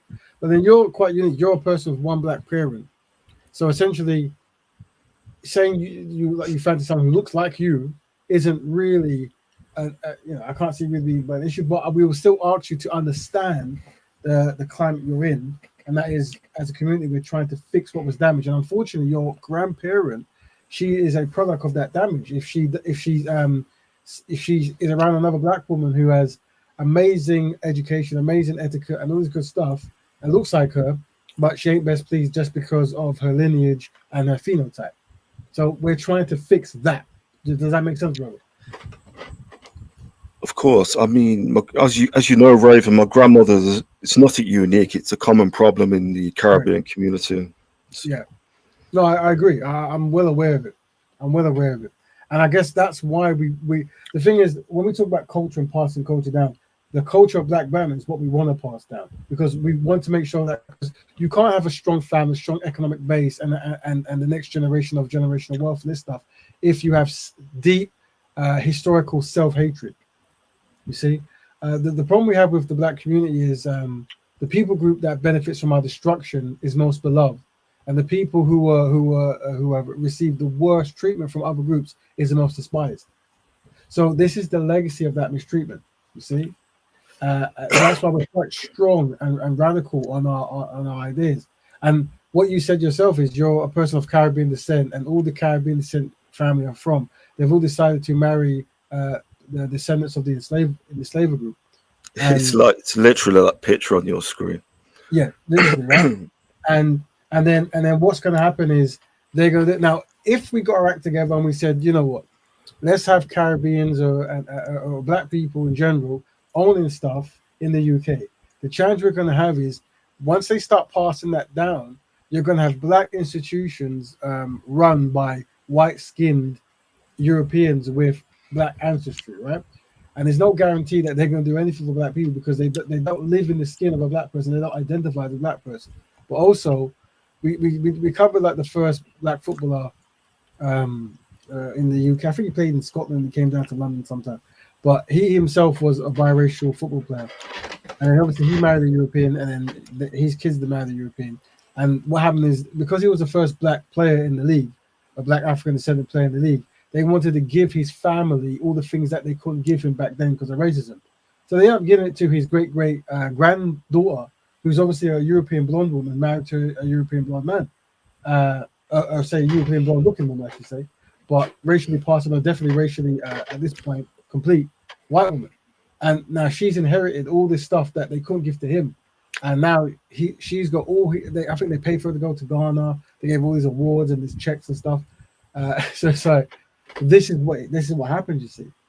That's why we have to have these discussions. Now I'm trying to pin the thing. Go ahead, bro. So isn't it just easier to for black people to gatekeep blackness? So what I'm trying to say is that stop including people of mixed heritage into your plans. If you should just focus on black people, fully black people. That's a very. There was. I think we mentioned some of that before. So I'm just going to try to add Melanie. I'm going to try to get you back in, Melanie. Go. Sorry, my machine has once again been possessed by a ghost of some kind. But yeah. So what the brother's saying is, should you not clear? Well, the way we look at it here now is we talk about solutions for black people, right?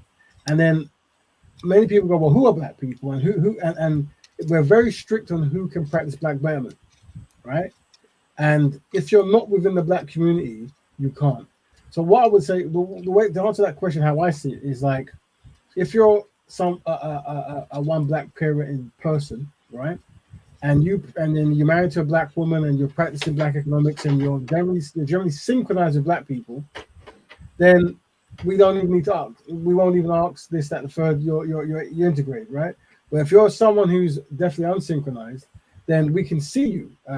We can see. Hold on, Kush. I've always got you. I'm just hovering around your thing. Then we can see, and hopefully when you come in, you can speak Empress Kush, because my machine just won't let me do any work. I mean, I've had it for so many years, and today is the day it decides it wants to be rubbish. But yeah, no, so that's very important. And don't get me wrong, I'm sure there's many brothers and sisters out there who will agree with you. They say yes, but the way I see it is, with the ABC community, as we say it, it's more, we judge you by your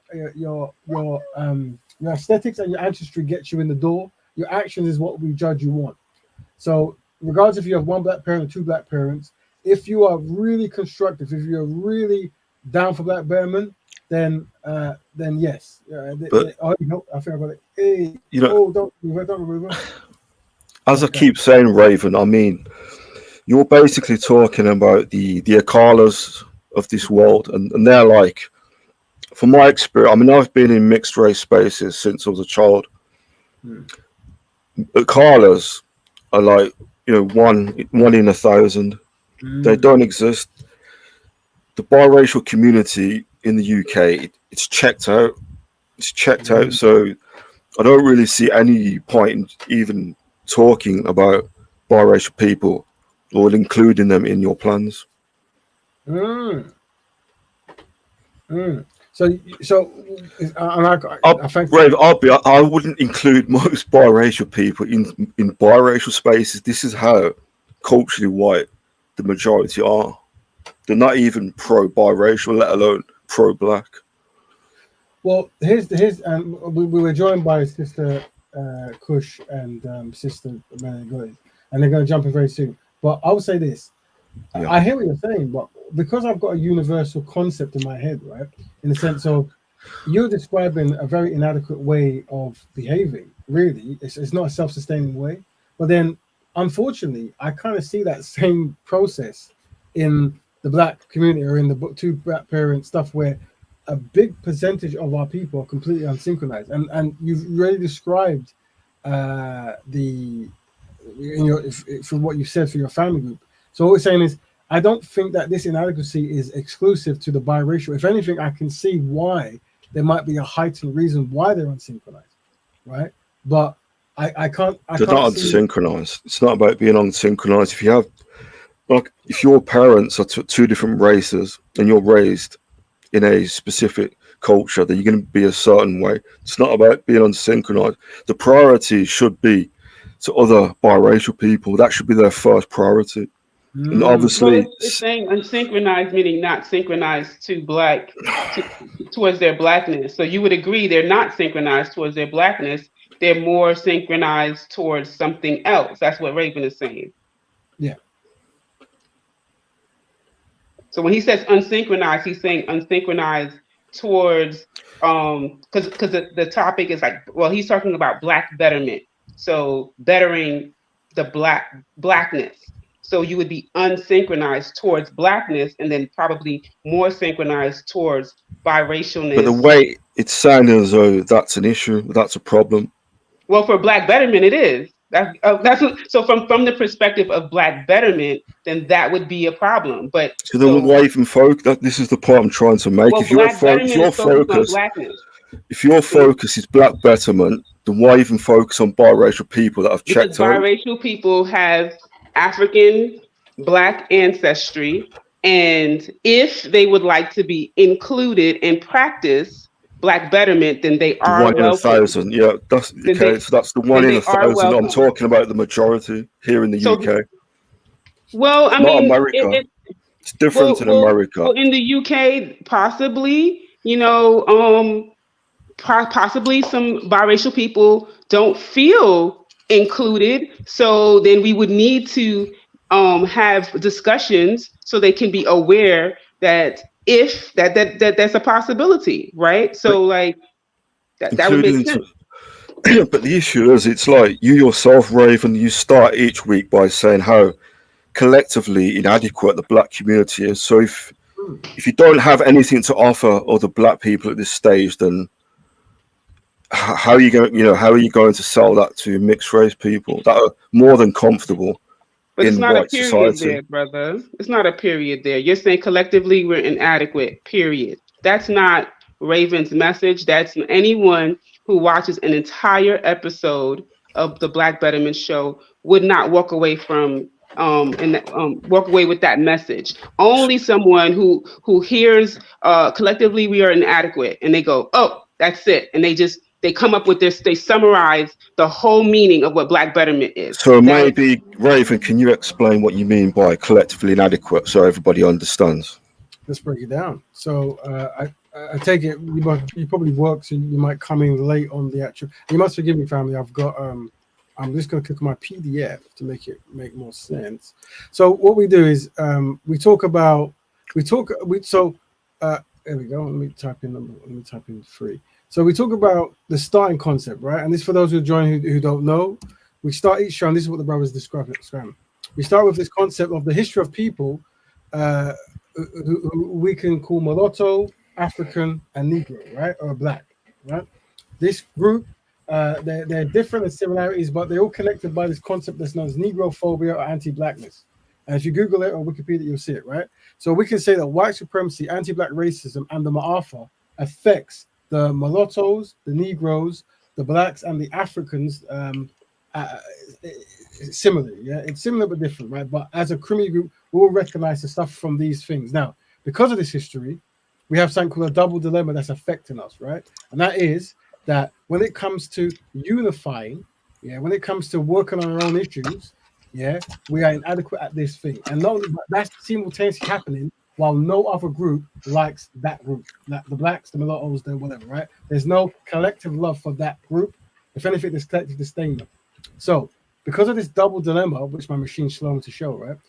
The solution we're pushing forward is a single solution known as Black Betterment, and that is Black people helping Black people on Black issues for betterment. Now, what happens is, because this is not the norm at the moment, it's not a cultural concept, we need to then focus on a smaller group, which we are calling the open door elite or the Black innovators. You see, which we're dealing with now, right?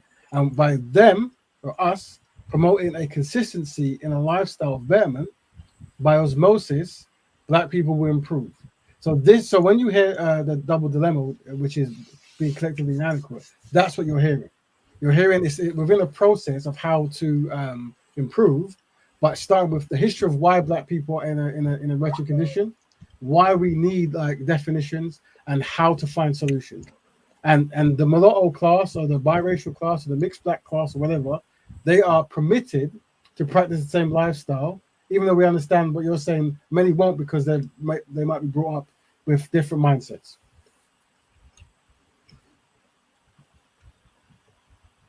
Okay, so currently, what do you have to offer the biracial community?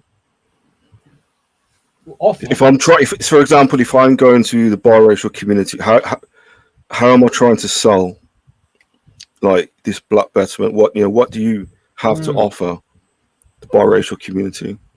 That, for example, that we can't do ourselves. Well, the way the question is formed, it's almost formed like to say we are a separate group, and this other group we're trying to present a kind of like join us. If you join us, we can really work together. And it's not really a join us thing; it's a birthright in the sense of if you're of African descent and you might suffer from Negrophobia or anti-Blackness, you're welcome to other people who are afflicted by this challenge to find solutions for the greater group. So that means you might be one or two biracial people who work with a African and a Black person to form some kind of institution that benefits people of African descent in the UK. Does that make sense, bro? That makes sense. But I feel as though here in 2024, here in the UK, biracial people have specific issues that are different to Black issues. So what you're saying is, let me give you an analogy. What you're saying, brother. Yeah. What does an organization that Raven does have to offer Black women, because Black women have issues that are separate than issues that affect Black men? Yes, we do. However, me as a Black woman who practices Black betterment, not only am I concerned about issues that impact Black women, I recognize and I'm concerned with issues that affect Black people, and that also includes mixed race Black people. But it Because doesn't. I can potentially birth a Maybe Black in kid. America, but not here in the UK. No, well, so all that is it's a mindset, and that's why we're on a It's not a YouTube mindset. I platform. mean, this stuff is backed up by data.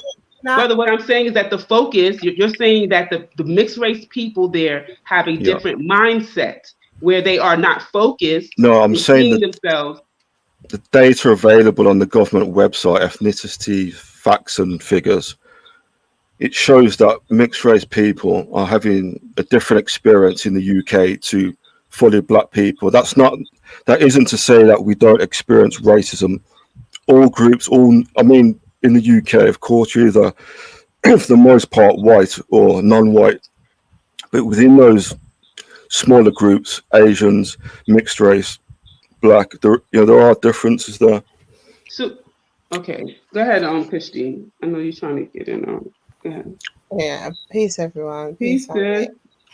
Hey, I wanted to ask you some questions, Brother Foster. So you said that we've got different you've got different issues, right? To the Black community. Can you list those, or just tell us some of them? So, for example, being raised in two different cultures, issues, for example, when it comes to stop and search rates are different to fully Black people and mixed race people. Expulsion rates are different. Different in what way? Can you elaborate? Just different rates. So like what? What do you mean? They're worse? They're worse? More? No, I'm saying, pardon? Are they worse? Are they better? Search work more or less? This is what I'm saying. For different categories of different things, there's different So the rates. stop and search.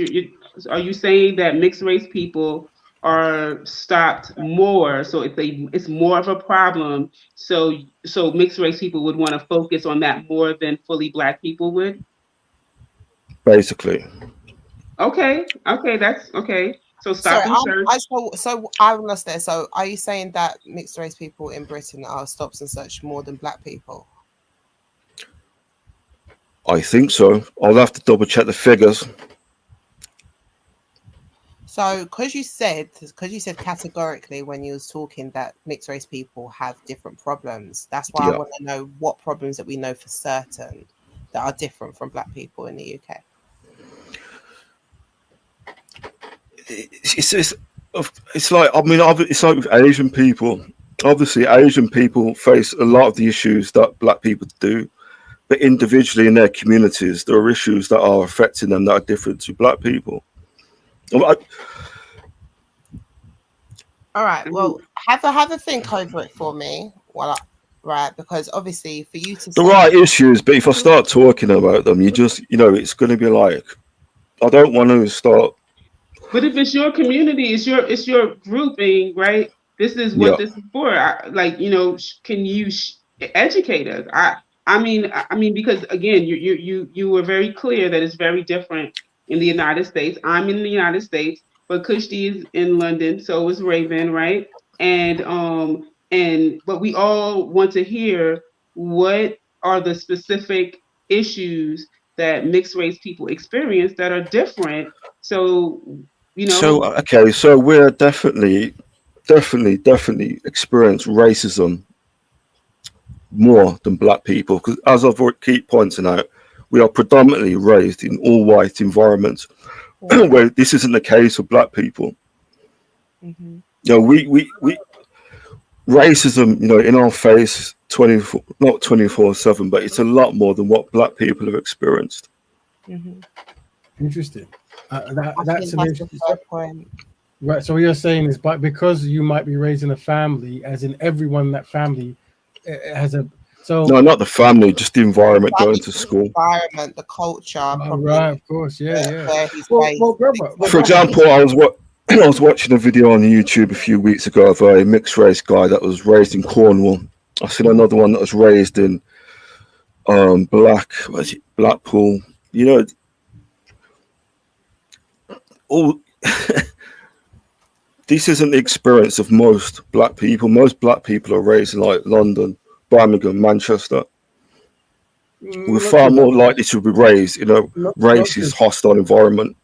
There's plenty of black people I know and who they've moved to like locations. Yeah, of course. Yeah, of course. They tell the same kind of dynamic. But Yeah, of course. But it isn't the majority though, is it? of course. But help me understand this because I could be relatively slow in this area, right?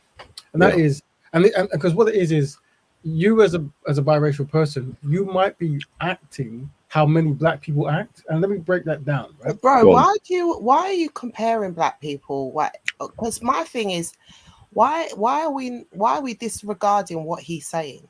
No, what I'm saying is, but I do feel like this is the problem, though, bro. Like, if I could just have some space, because I've been listening to the back and forth for a while, yeah, and I just feel like he's told you that he identifies as mixed heritage. He said that he's going through different problems. He's right. asked you to sell Black Betterment to him, yes, and so he could go back and sell it to his community and what you can offer. He's told you said to him, it's almost like you're saying, you know, like we're from two opposite groups, but he's been saying that to you, bro. Yeah. So I feel like, but what I'm saying, bro, is this is the consistency of this constantly happening, bro. And I think I understand where you're coming from, but how many times has sisters come up to you and told you, and brothers at this point, what Brother Foster's told you, that the colours are the 1%. Yeah, sister, thanks for a very good point. No, I agree, right? We have a chart, right? We have a chart right here, and this chart says, we break it down. This chart clearly identifies, let's just get further. Yeah, so this chart clearly identifies 3 groups. So in my like many years of practicing Black Betterment, these are the 3 groups where people go, we want clear delineation, separation in these titles. And some people we don't, they're the same, some we don't, right? So I have this chart. So this identifies that a person who could be, so colored is the term they use in South Africa, and it's pretty much what the brother's saying, right? We live in England, it's mixed race. Yeah, It probably, the conversation would probably go better if we just focused on the UK. Yeah, but I think there's something to say of that, especially when we're talking about what the current conversation is happening, especially if we classify ourselves as Pan-African or B1 first. There is a definite discussion happening across the pond, even on the continent, in the Caribbean here, about culture and what is Black. Yeah, and I think this kind of rule that we're going by is a rule that I don't think is in date. It's out of date for 2024 in London. He's even telling you that. I think that I can agree.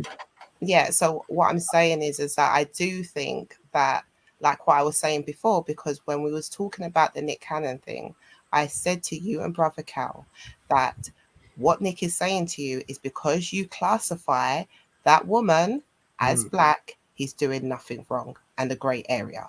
A couple of weeks later now, you've got a white man saying, because you said that he is Black, he can do whatever. And this is what I'm saying, bro. It's coming like it's tone deaf to the point now white men are saying. So regardless what the ideal is or what it was before, it is not patterning up to now. And if we don't catch up, it is coming across tone deaf, or like we're begging a community when we don't have to. The community is even looking at you saying, what can you offer? Because we're still steady trying to get everybody else in. And I understand that we do. I'm just going to wrap up with this, right? Yeah. I understand that we have their colors. I'm in communities where I see people of mixed heritage who 100%, it feels that you know what they are. Yeah, it's not dismissing that, and you've shown you've got an option for that. But going forward, bro, we move and you organize with the probability, the majority.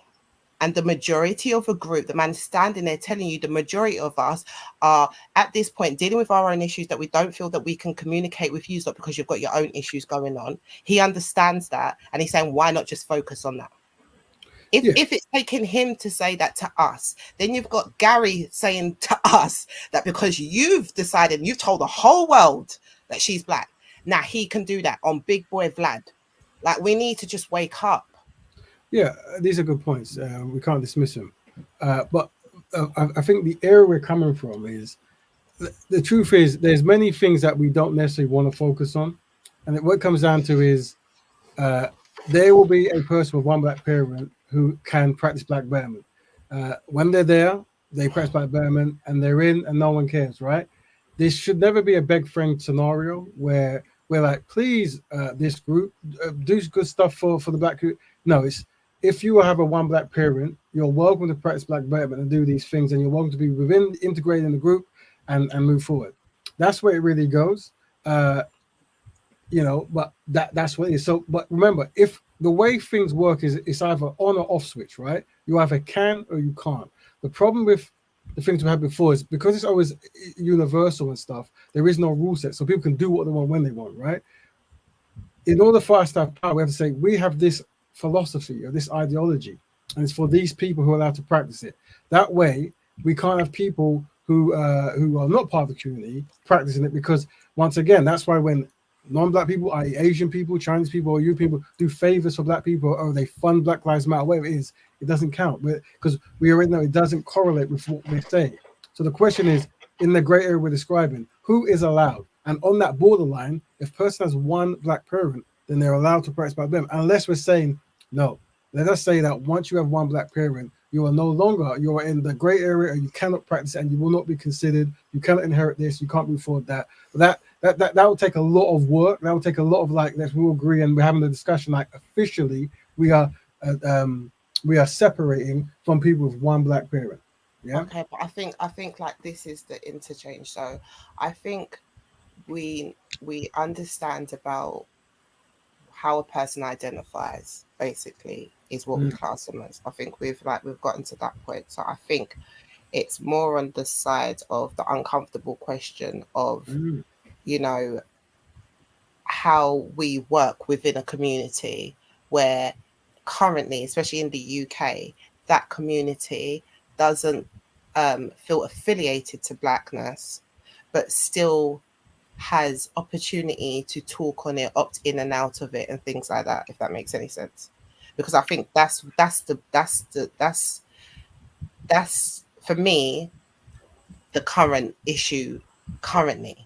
I don't know what Brother Foster or anybody else feels about that, especially him, because I'm talking about his community. But I feel like the way you identify yourself is kind of just the way I think the majority of black people are probably going to move forward in regards to that, because you can't just put one size fits all on individuals. Everyone's different. But I do think that the issue, what's currently happening in regards to business or what's going on in the music or what's going on now, for example, the fact that when you have someone of mixed heritage, and like you said, more times they don't identify and they have any loyalty to black people, when they're in a position where it is a black focused space, they have the privilege of being in higher positions, taking better earnings, and because they don't have the affiliation for that race or that culture, they then do things to disrespect that race, water down that race, do things that would typically the people of that race would appreciate. Does that make sense, what I'm saying? Yeah, of course. It's literally not in the interests of, I don't believe, black people to keep including biracial people into the community. Because if you've got culturally white presented mixed race people and they're identifying as black, how does this benefit you? I think it's like right now, if you look at BLM UK, the 3 trustees of that organisation, they're all 3 mixed race, culturally white. So I don't. And if you look at how they're allocating funds that were given to them on the back of a black man in America dying, they're giving funds to. I'm not sure if I can say, but certain groups, letters, family, if that makes sense. Yeah. Yeah. All of that kind of stuff, because they have like quite white, liberal, far left views. Yeah, well, and to be honest with you, that practice happens all over the BL. And once again, when we talk about Black Betterment stuff, we identify that we love what those letters stand for, the Black Lives Matter, this kind of stuff. But we understand that it was really a European focus and funded concept, and people from a different community who have black skin really champion it, and we wish them well and stuff. But we understand that everything you say is meant to happen because it was never Black Betterment led, regardless if it had one person with one black parent or two black parents, they're born in Africa, wherever, right? No, I hear that, and like I said, what you're saying, I hear this conversation from people in Africa, as in we're separate from, and the people go, why do you include them stuff? And then that's why these are the two big kind of like areas. And then you have Pan-Africanists or old school people who say, no, everyone's the same. Me, I'm never here to tell a person who they are, who they're not. This causes confusion. I'm saying that we have a lifestyle for black people, and these are the groups that are allowed to practice it and still be a part of the fold, and that's it. Okay, so how do you feel that including biracial people into your community, how does that benefit you? So I'll break it down. What happens is it's a numbers game, right? In the sense of in the UK, you have if we break the community down to Black African descent, Caribbean descent, and then the biracials of those two descents. If you say the UK, right?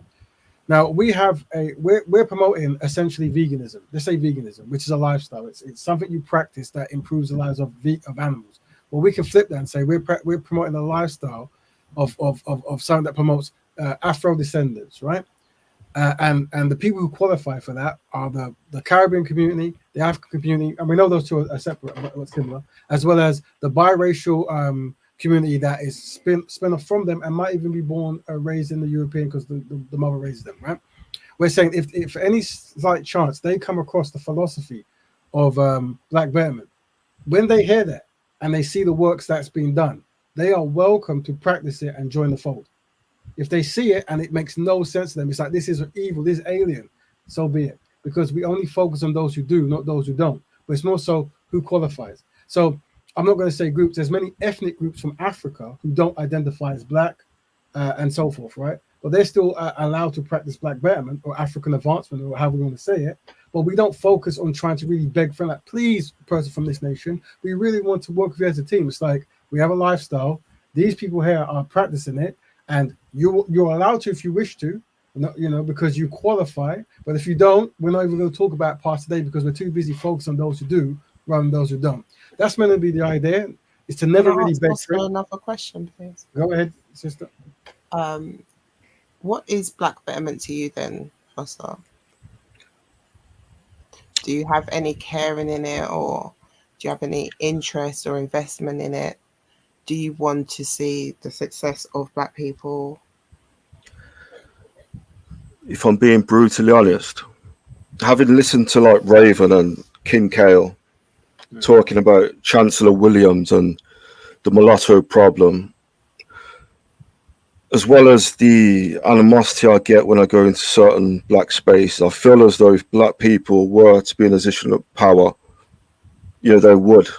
I don't think it'd be anything positive for biracial people. I feel as though they would, for want of a better word, take revenge on us for all the historical very good issues that they think we're to blame for. So, before you jump if I'm being brutally honest, no, and that's what you did is very important. And when I was talking to you before, sister jumped in and she said a very good point that maybe not to say the point I'm going to say now, and that was that I was going to ask you about how is your feeling towards black people as you define them. And the reason why I was going to ask that is because the example I was going to give that I didn't give was this. I was going to say, it's interesting that there might be a person or people group within a people group that is complaining about a challenge. And yet there is a institution or a collective that comes and says, we are going to include your challenge within our group to find solutions for it. And that's like the normal reaction from that is like, that's good news. Oh yeah, we have such a low connection rate at the moment that any kind of thing would be right? but I never got that sense from talking to you or other people who speak in a similar way, and that is because I suspect that there is a distrust there. Now you've mentioned two brothers. There's a you've mentioned distrust myself. on your part. Well, when you say your part, do you mean me personally, brother? No, black people. No, not black people. I mean people like yourself, Raven, and King Kale. Right. That So push that. You phrased it as, I think, the mulatto problem.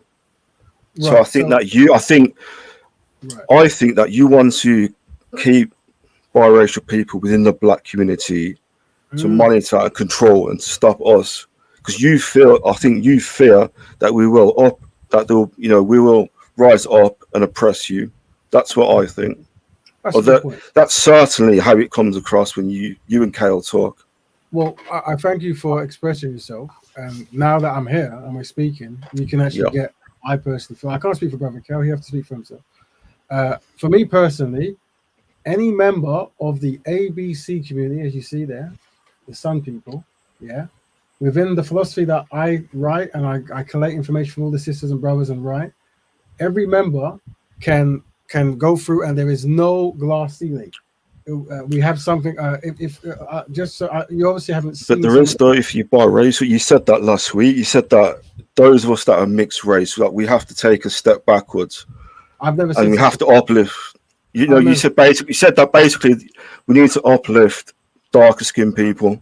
No, you said that there would be a tier, you did say that there would be a tiered system within the black community. So I'm assuming that because that we're perceived historically to have always had power within the black community, we will have to take a step back and allow dark-skinned people to come forward. No, bro. So what you're doing is, it might be a form of projection, and the good thing is you're talking to me directly. So it's not projection. It's just this is how it comes across. It's not even just you two. I mean, this is something often heard in pro-black spaces when people that talk about Chancellor Williams and the destruction of black civilization, the mulatto conspiracy theory. So the thing is, brother, what you've got to understand is people might talk about collective historical challenges, right, and how they happen, but that doesn't mean that a person is then going to live. So, for example, the people say, "Do not trust Africans." Why should we not trust Africans? Because Africans enslaved black people, right? Now, I can see where that comes from, and there is a truth there, right? But excuse the pun, isn't as black and white as that, right? So what philosophies do we have to make more sense? Well, I've said it. We have the glad African and the sad African. And we work with the glad African, not the sad African. Because we know the sad African is going to enslave you, but the glad African is going to work with you on economics and build, right? This is the same with the mulatto, if you want to use that term, right? Or the mixed race person. There's the sad biracial and the glad biracial. Who do you want to work with? The glad biracial. These philosophies, we put the star everywhere so we can flip it, right? We flip it all the time, right? So me personally, there is no history of me not trusting a person with one black parent. Yeah. But what we have said, and I've said this before, that if you're a person who's born in a white either community or white family via birth, via adoption, via just chance, you will have to understand black betterment before joining, and there'll be a considerate effort to make you understand that this is for the collective betterment of the Sun people, right? The ABC community of the black people, whatever you want to call it, right? And that means that you can have your affiliations and love and smiling, this kind of stuff, right? But the primary is fixing for those, the descendants of enslaved Africans and enslaved black people, right? Which you would qualify for, right? So this is what it is. You asked me directly, but now remember, I'm controversial in Speaker's Corner because I don't hide words. There's no stealth kind of mechanic. And that's why a lot of people exclude me from many activities. And I'm telling you, there is no philosophy that I've written. There is no concept of segregating biracial, right? Of a fear that you might enslave or dominate two-parent black people. There's none, right? It makes no sense because there's people in the communities I'm in who do work who have one black parent. Does that make sense, brother? I heard, as I said, you've said that, but that isn't how it comes across, Raven. I think the very first time I came to this channel, you even had a guy on the panel and he was talking about, an American guy talking about how if you do include biracial people into the community, how their membership would be like limited. So this is the general vibe I get from your channel, is that biracial people will be included, but it will be like a limited membership. So we're basically there to be meals for the black community. Well, here's what it is, brother, and this is very important. There's things we write down on a piece of paper, and Yeah. you've come in and you've said things, right? And someone can say, "Don't trust the biracial" because of what you said, right? So how do you think that comes across if you're saying the mulatto problem? How do you think that would be perceived by somebody like me, or how should that be perceived? Well, I use terms like colored, Negro, mulatto. No, I'm saying that PDF where you brought up Chancellor Williams' book and it said the mulatto problem. How do you think I should perceive that? So basically, you're talking about this here, right? Where it says biracial bonding. You mean this? No, I'm not talking about that. I'm talking about the Chancellor Williams book. Yeah. So, brother, the other day you put up a thing and it was saying the mulatto problem. I think it was last week. The mulatto problem. How historically mulattoes can't be trusted. How they sided with the oppressor to oppress black people. Brother, are you saying I did this? Are you saying you saw this here? Yeah. Last week. Yeah, but we have spoken about it. But I just maybe we should. But this is the thing in black spaces, pro-black spaces. This fear of mulattoes that we can't be trusted. Let's have a real discussion about it then, because I've just not wanted to jump in because you're having a back and you're talking to Brother Raven, but because you're talking about black spaces and that includes all of us, I just want to put my input into it, right? Because I appreciate your honesty, to be honest with you. I think that it is great having you come on here and say this, right? So I just think I applaud your honesty, because I think it's difficult, as you said, to come into these spaces and be honest. So, I feel that a lot of people kind of dance around the edges and then we find out later on that it is what it is. So to be honest with you, because I'm that kind of person, I'm glad that you've just cut out all of the fluff and just been honest. But when it comes to I'm trying to figure out, because you were saying a lot, right? So you were saying that basically... So just to summarize, I'm saying that mulatto, biracial people in certain pro-black spaces, not all black spaces, I should have clarified that, in certain pro-black spaces, such as the ones that I read in the Chancellor Williams, The Destruction of Black Civilization, they believe that mulattoes historically have sided with the oppressor of black people and that they can't be trusted. In a nutshell, that's what I'm saying. Okay, but you've come on and said that the majority of the people are not. I forgot the rapper that you gave the example of, right? So you kind of, you've come on saying that. Yeah. So you've told us that, as speaking from a person from that community, that typically that's how the community stays, and then you're talking about the panel quoting historically the same thing, and then now you're saying that it sounds that they're attacking. And this is what I'm saying: black people, they're damned if they do and they're damned if they don't. And if we're going to have this honesty question, if you believe that that's how the this mulatto problem or how the mixed race community stays, then isn't it now in 2024 in London we start being honest about it? And if the case is that it's not, if it's the case is that we're talking about when it comes to beauty, we're going to uphold a typical feature of a black person as beauty, why would you see that as oppressing someone? Because these are the only times. I don't. I think that black men should uplift the image of. Well, let me tell you, these are the only times where you would have a quote unquote black person on a hierarchy than a mixed race person. And a person of mixed heritage would understand that. They'd understand the logic and the reasoning behind that, because they'd be black first. So the only other hierarchy that I've heard us discuss to say that would be a hierarchy is in any position of leadership. And that person would have to have a black woman. They'd have to be full black. That just makes sense. So this is what I mean. But as soon as black people start actively saying these things, now you're saying that we're oppressing you. I'm not. Although No, you agree we that's should not put what I'm laws in saying. place. That's not what I'm saying. I mean,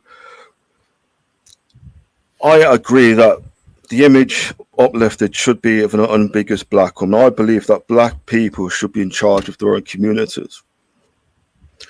But what I was saying is that certain pro-black spaces, to push this, the reason I personally would no longer be interested in joining a sort of black betterment organization is because of this conspiracy stuff about mulattoes.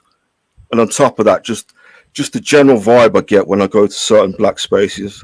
What the conspiracy that you confirmed when you came on and said that most mixed race people have no allegiance to black people? Yeah, 100%. But I'm saying, Is it a conspiracy when we know it's a fact though? And this is what which I is mean. what's say that again. Is it a conspiracy when you've just kind of came on and that was the first thing that you said within your community, that they have no allegiance to black people? Yeah. So why is that now? Why is that now a conspiracy? Yeah, why is it a conspiracy then? If that's what you say is true. Because they're not oppressing black people. They're living in two separate things. Say that again. We're not talking about oppressing. But that's what I'm trying to say. This is this Chancellor Williams, the destruction of black civilization. It's about biracial people, mixed race, mulattoes, joining in with the oppression of black people. And Okay, now, brother. so just because they're living in a white community, it doesn't mean they're joining in and oppressing black people. Yeah. So I'm saying a lot of people in certain spaces, black spaces, they believe that that's our agenda to oppress black people. And I'm saying the white, my cousins, siblings, they're not even aware of any of this stuff, let alone joining it. Let me just jump in because what's this? Very good question. And that's a good case study in there. But I think what's important is you're making certain kind of projections, right? And it's really like what I think is not accurate to do is conflate what is done here on this broadcast, which is a starting of a concept to renew and redo all the challenges that you're describing, and then equate those challenges to it, right? So just so we have evidence to back up the claims. This is the concept we talk of beneficial blackness, right? And we're saying that, yes, let's break it down because there's the science behind it, right? Aesthetics and ancestry can get you 10% each. Yeah. How you look. Yeah. So that guy, he's very black guy, 10 points. Very, all black, 10 points, right? But the action is what we care about, right? That's why we have then a demonstration of that concept where there is a brother here with one black parent and one white parent and a brother here from Africa, say, right? Now, even though this brother, very beautiful black brother here, right? 10 points because he looks, like your stereotypical, say, black phenotype, right? But if the brother isn't doing anything collectively decent for black people, then we can't uphold it. This person, we can't give them medals. But if the brother here who has one black parent or light skin or whatever it might be, but they promote black betterment, they have black economics, they promote black health, blah blah blah. Then, as you see, can you see that, brother? Can you see? I get all that, Raven, but I'm saying, what has that got to do with you pushing this the mulatto problem? So, brother, here's what it is, right? Someone said Africans enslaved black people. They say the mulatto problem. These are quotations from historical warnings and things that's happened, right? We take these warning of what? That's what I'm saying. A warning of what? So what it is a warning that not certain things not to be repeated. Yeah. Here's what it is. There are Europeans in historical times. Yeah, who but had what's children. wrong with that, though? Yeah. There's nothing wrong with that. But there's historical time who use their biracial mulatto children, as buffer classes to enslave black people. Right? Black Betterment doesn't waive that concept. We can't have buffer classes. We can't have dark skin or light skin looking, trying to oppress on the behalf of the oppressor. There are African tribes who allegedly enslaved other African tribes into slavery, right? We can't have that anymore. But those tribe members today, if they practice black betterment and they're constructive, then we don't need to approach them as like they are that ancient chief who did that 200, 400 years ago, right? Does that make sense, bro?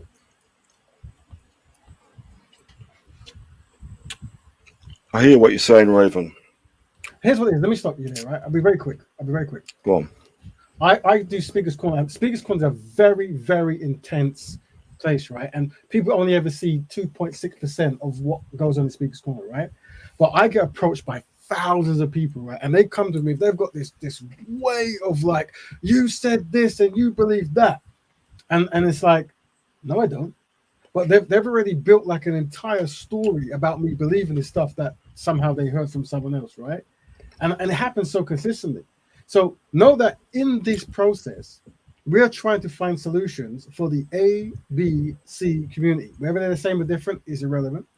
The African, Black, and colored community, right? We're trying to find solutions because there's an overlap of challenges, right? So if you come to me and you say, I am not best pleased that you think that we are the buffer class, if I did actually think that, I would have to reform that concept or justify that concept and try to reason with the brothers and sisters on the panel to find a solution for that particular challenge that you've displayed. Does that make sense, bro?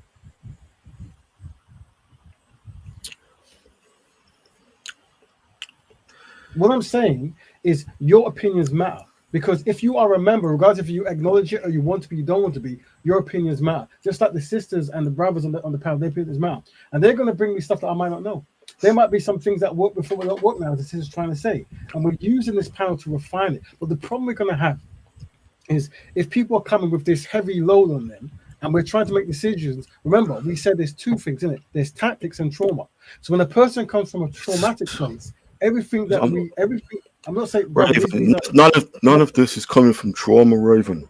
Brother, this is philosophy, brother. I'm saying I'm not saying that you are traumatic on the floor. I'm saying that if you're saying that you distrust because of a history of trauma, as in like, I don't trust you because you said this and you're going to enslave mulattoes and you think mulattoes are going to be a buffer class. This is a traumatic experience. This is not tactical. This is not, brother, it isn't trauma because like realistically, it's never going to happen anyway. But I'm just saying like, what's never gonna happen, bro? Can I interject it when you guys get a chance? Of course. Because I've been listening and it I will say that when I hear like what Sister Kushti said when she first came on, right? And I'm listening to how this conversation is going on, right? I feel like for the members of is it Brother Foster? Is that your name? Yeah.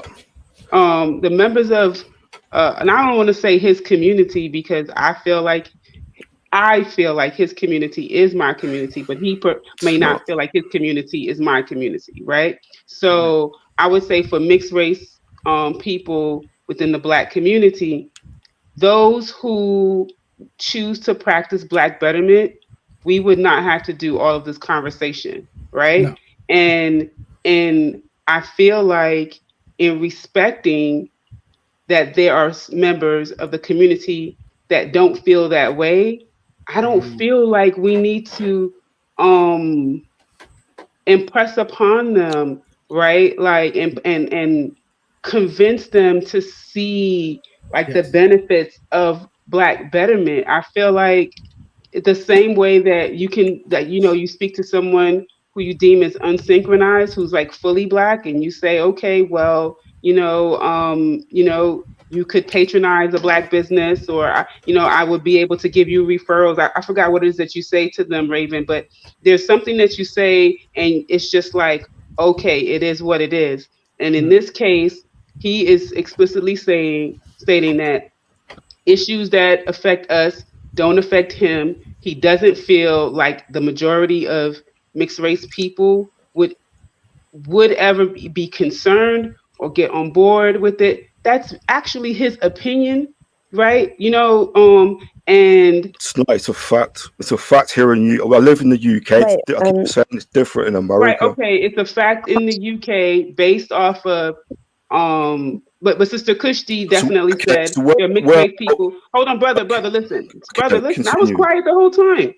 Like Sister Kushti did say that there are mixed race people who are Pan-African, who are part of her community, who are active members, right? And who are actually practicing racial Blackness, meaning they are choosing fully Black partners, and they are having children, offspring, who have more Black genetics than they do, right? So you have your position, you have your perspective, and we respect that, brother, right? You are still a black man, right? So the No, same way that some black men, I've well, literally you said my that. Hold on. I'm calling you a black man because you, life. brother. You can correct me once I'm done. You can correct me once I'm done. I am calling you a black man because I listened carefully and you said that you were a black man.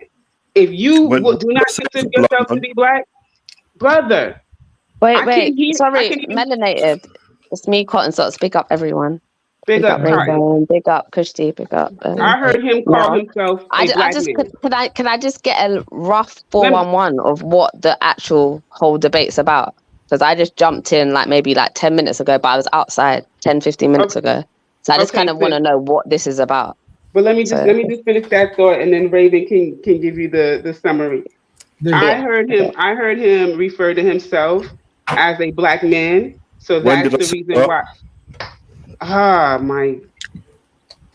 Raven, have you heard me refer to myself as a black man? Yes, you said I'm black. I'm part of the black community. You say I'm a black man. No. Hold on, Didn't. family. Before you jump, here's what it is. you What gonna I take- tend, hold on. As a tactic, I don't know who's talking. I don't know. Yeah, you did. You did say he Hold was on, family. black. I didn't. Maybe, Get him workers off the panel. hold on. I know people don't like this term trauma, but what I'm saying is Well, don't be whenever. black.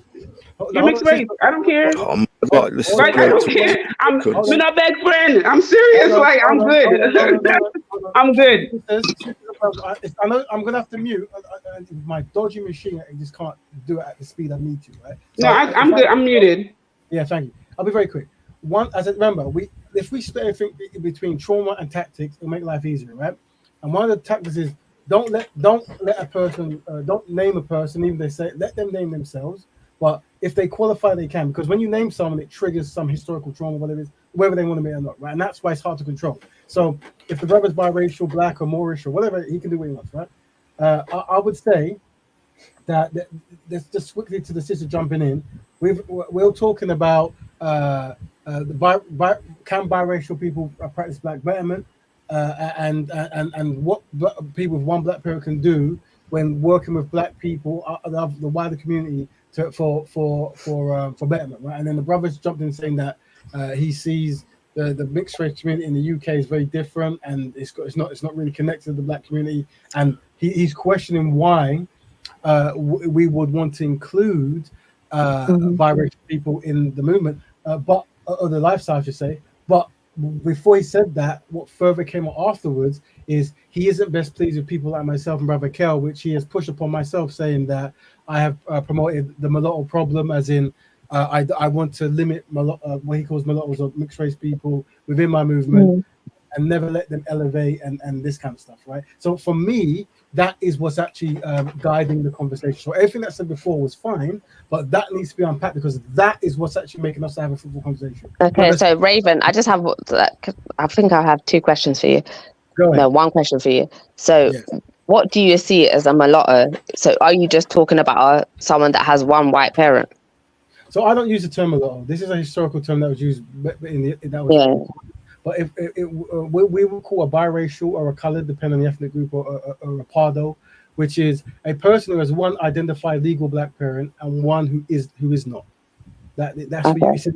That's how. And the question is, that person, are they allowed to practice black betterment as we recognize it, or are they not? So as it stands, and historically, they have always been allowed, and they must always be loved and cherished, right? And what we've done now is we've shown concepts that further quantifies that. We showed the sun symbol, which has African, black, and colored, and we showed this the 3 A's of beneficial blackness, right? So once again, the hardest thing you can do is grand governance, right? Where you have black people is a multi-ethnic group, right? And today we're going to be talking about the mulatto and the biracial challenges. Tomorrow it'll be the Caribbean, then it'll be the ADOS, and then there'll be the African and this kind of stuff, right?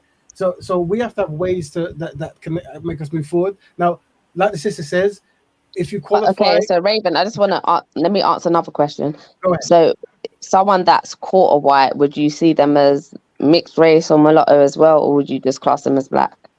So me personally, as a tactical strategy, I don't classify anybody. What I say is we have a concept known as racial blackening and racial whitening, and we know that historically, the Europeans had a concept there. They'll try to turn black families white, so there's no reparation claim, and there's a new people of white skinned people. So I'm saying that until a person transitions into a European, right? Yeah, they are allowed to practice a form of black bearment. Currently, unless there's a massive outcry, people are rioting and burning down trees and stuff. This is what we're doing. All right. And then I want to ask the mixed race guy. So would you class someone that's quarter white as mixed race as well, like you? Or would you just so say someone's 75% black and quarter white, would you class them as mixed race, or you'd say they're black? I consider them looking at my white niece and nephew, blonde hair, blue eye. I look at them as No, I'm not talking about white your white people niece with and nephew. I admixture. said, You so just say said you had it's a one child. with one quarter white. One Yeah. quarter black, 3/4 No, white. no, the opposite. So Okay, so 75% 1/4 black white. and quarter white. Got it. Black with admixture. Is that okay? So that's what I'm saying, guys. It's like I'm on the. So You know what I'm saying? So Raven wouldn't class me as mixed race, and neither would this guy.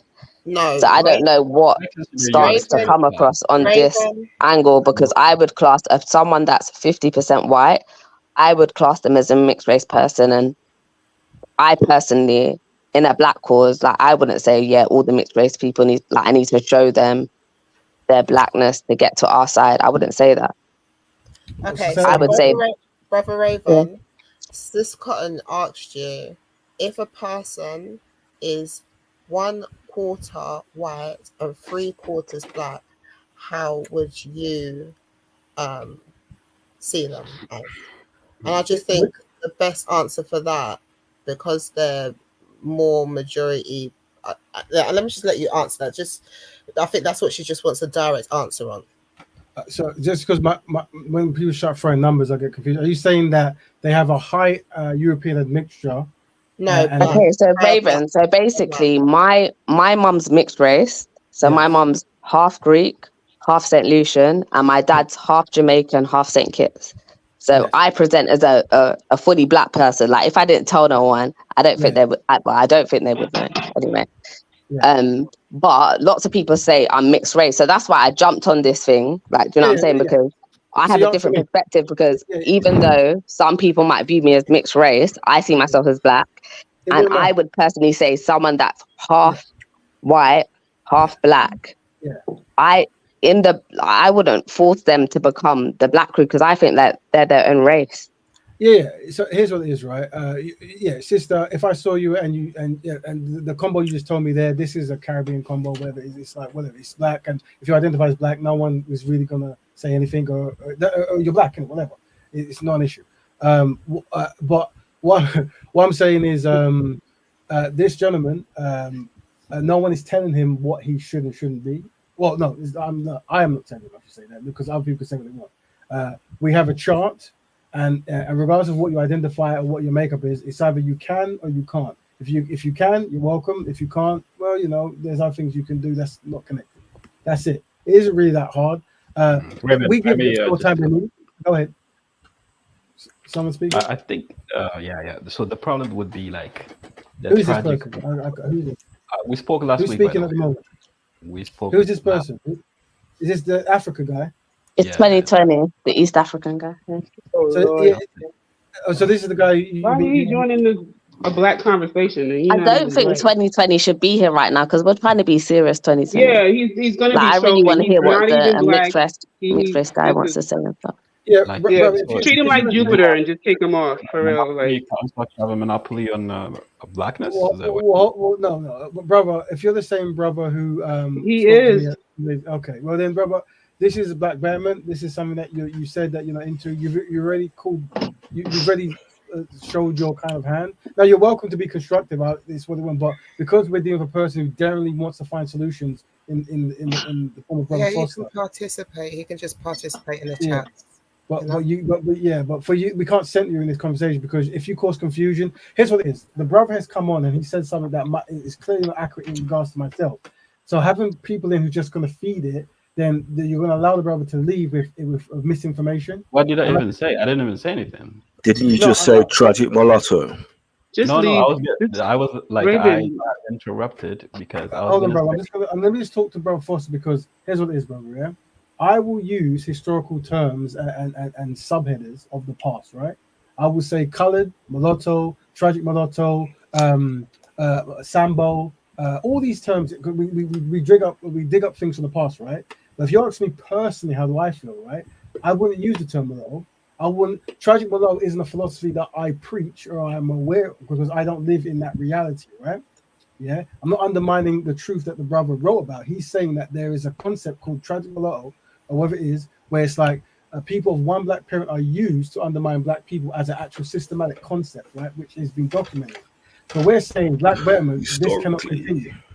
Did you disagree? Yeah, That but this you happened in the agree past? with it though, Foster. You said that that's What's up? fact. I didn't even finish what I was gonna So, say no, after that. The tragic mulatto. It was not, Everything that Raven just broke down of the tragic mulatto, right? No. And I the was like, philosophy of it. And can you just mute? Oh, bro, can you just mute him, please, if he's got to say something?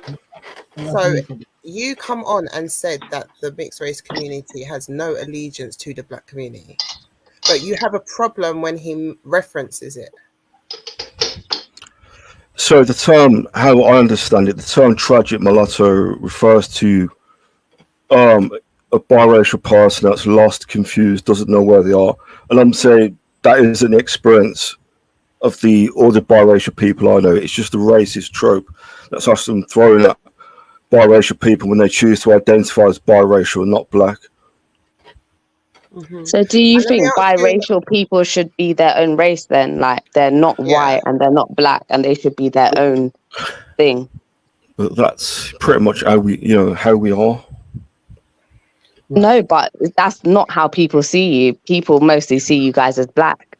And I mean, this is the thing though as well. I mean, each person's different. Like, 'cause I'm very, Like, what very area were light you brought skinned. up in the UK? Well, the ones that do Birmingham. pass is He like said that the ones that are. he said that he's predominantly like he's talking about like what didn't you say he was predominantly raised in white areas, and you've got a lot of like family members who then also you've got like a lot of mixed race cousins as well. Yeah, but then I would say his experience is quite like I didn't that's say I not was the raised in white that areas. I experience is said not that's the the most of the experience of mixed race most. experience because most mixed race people are brought up by their black family.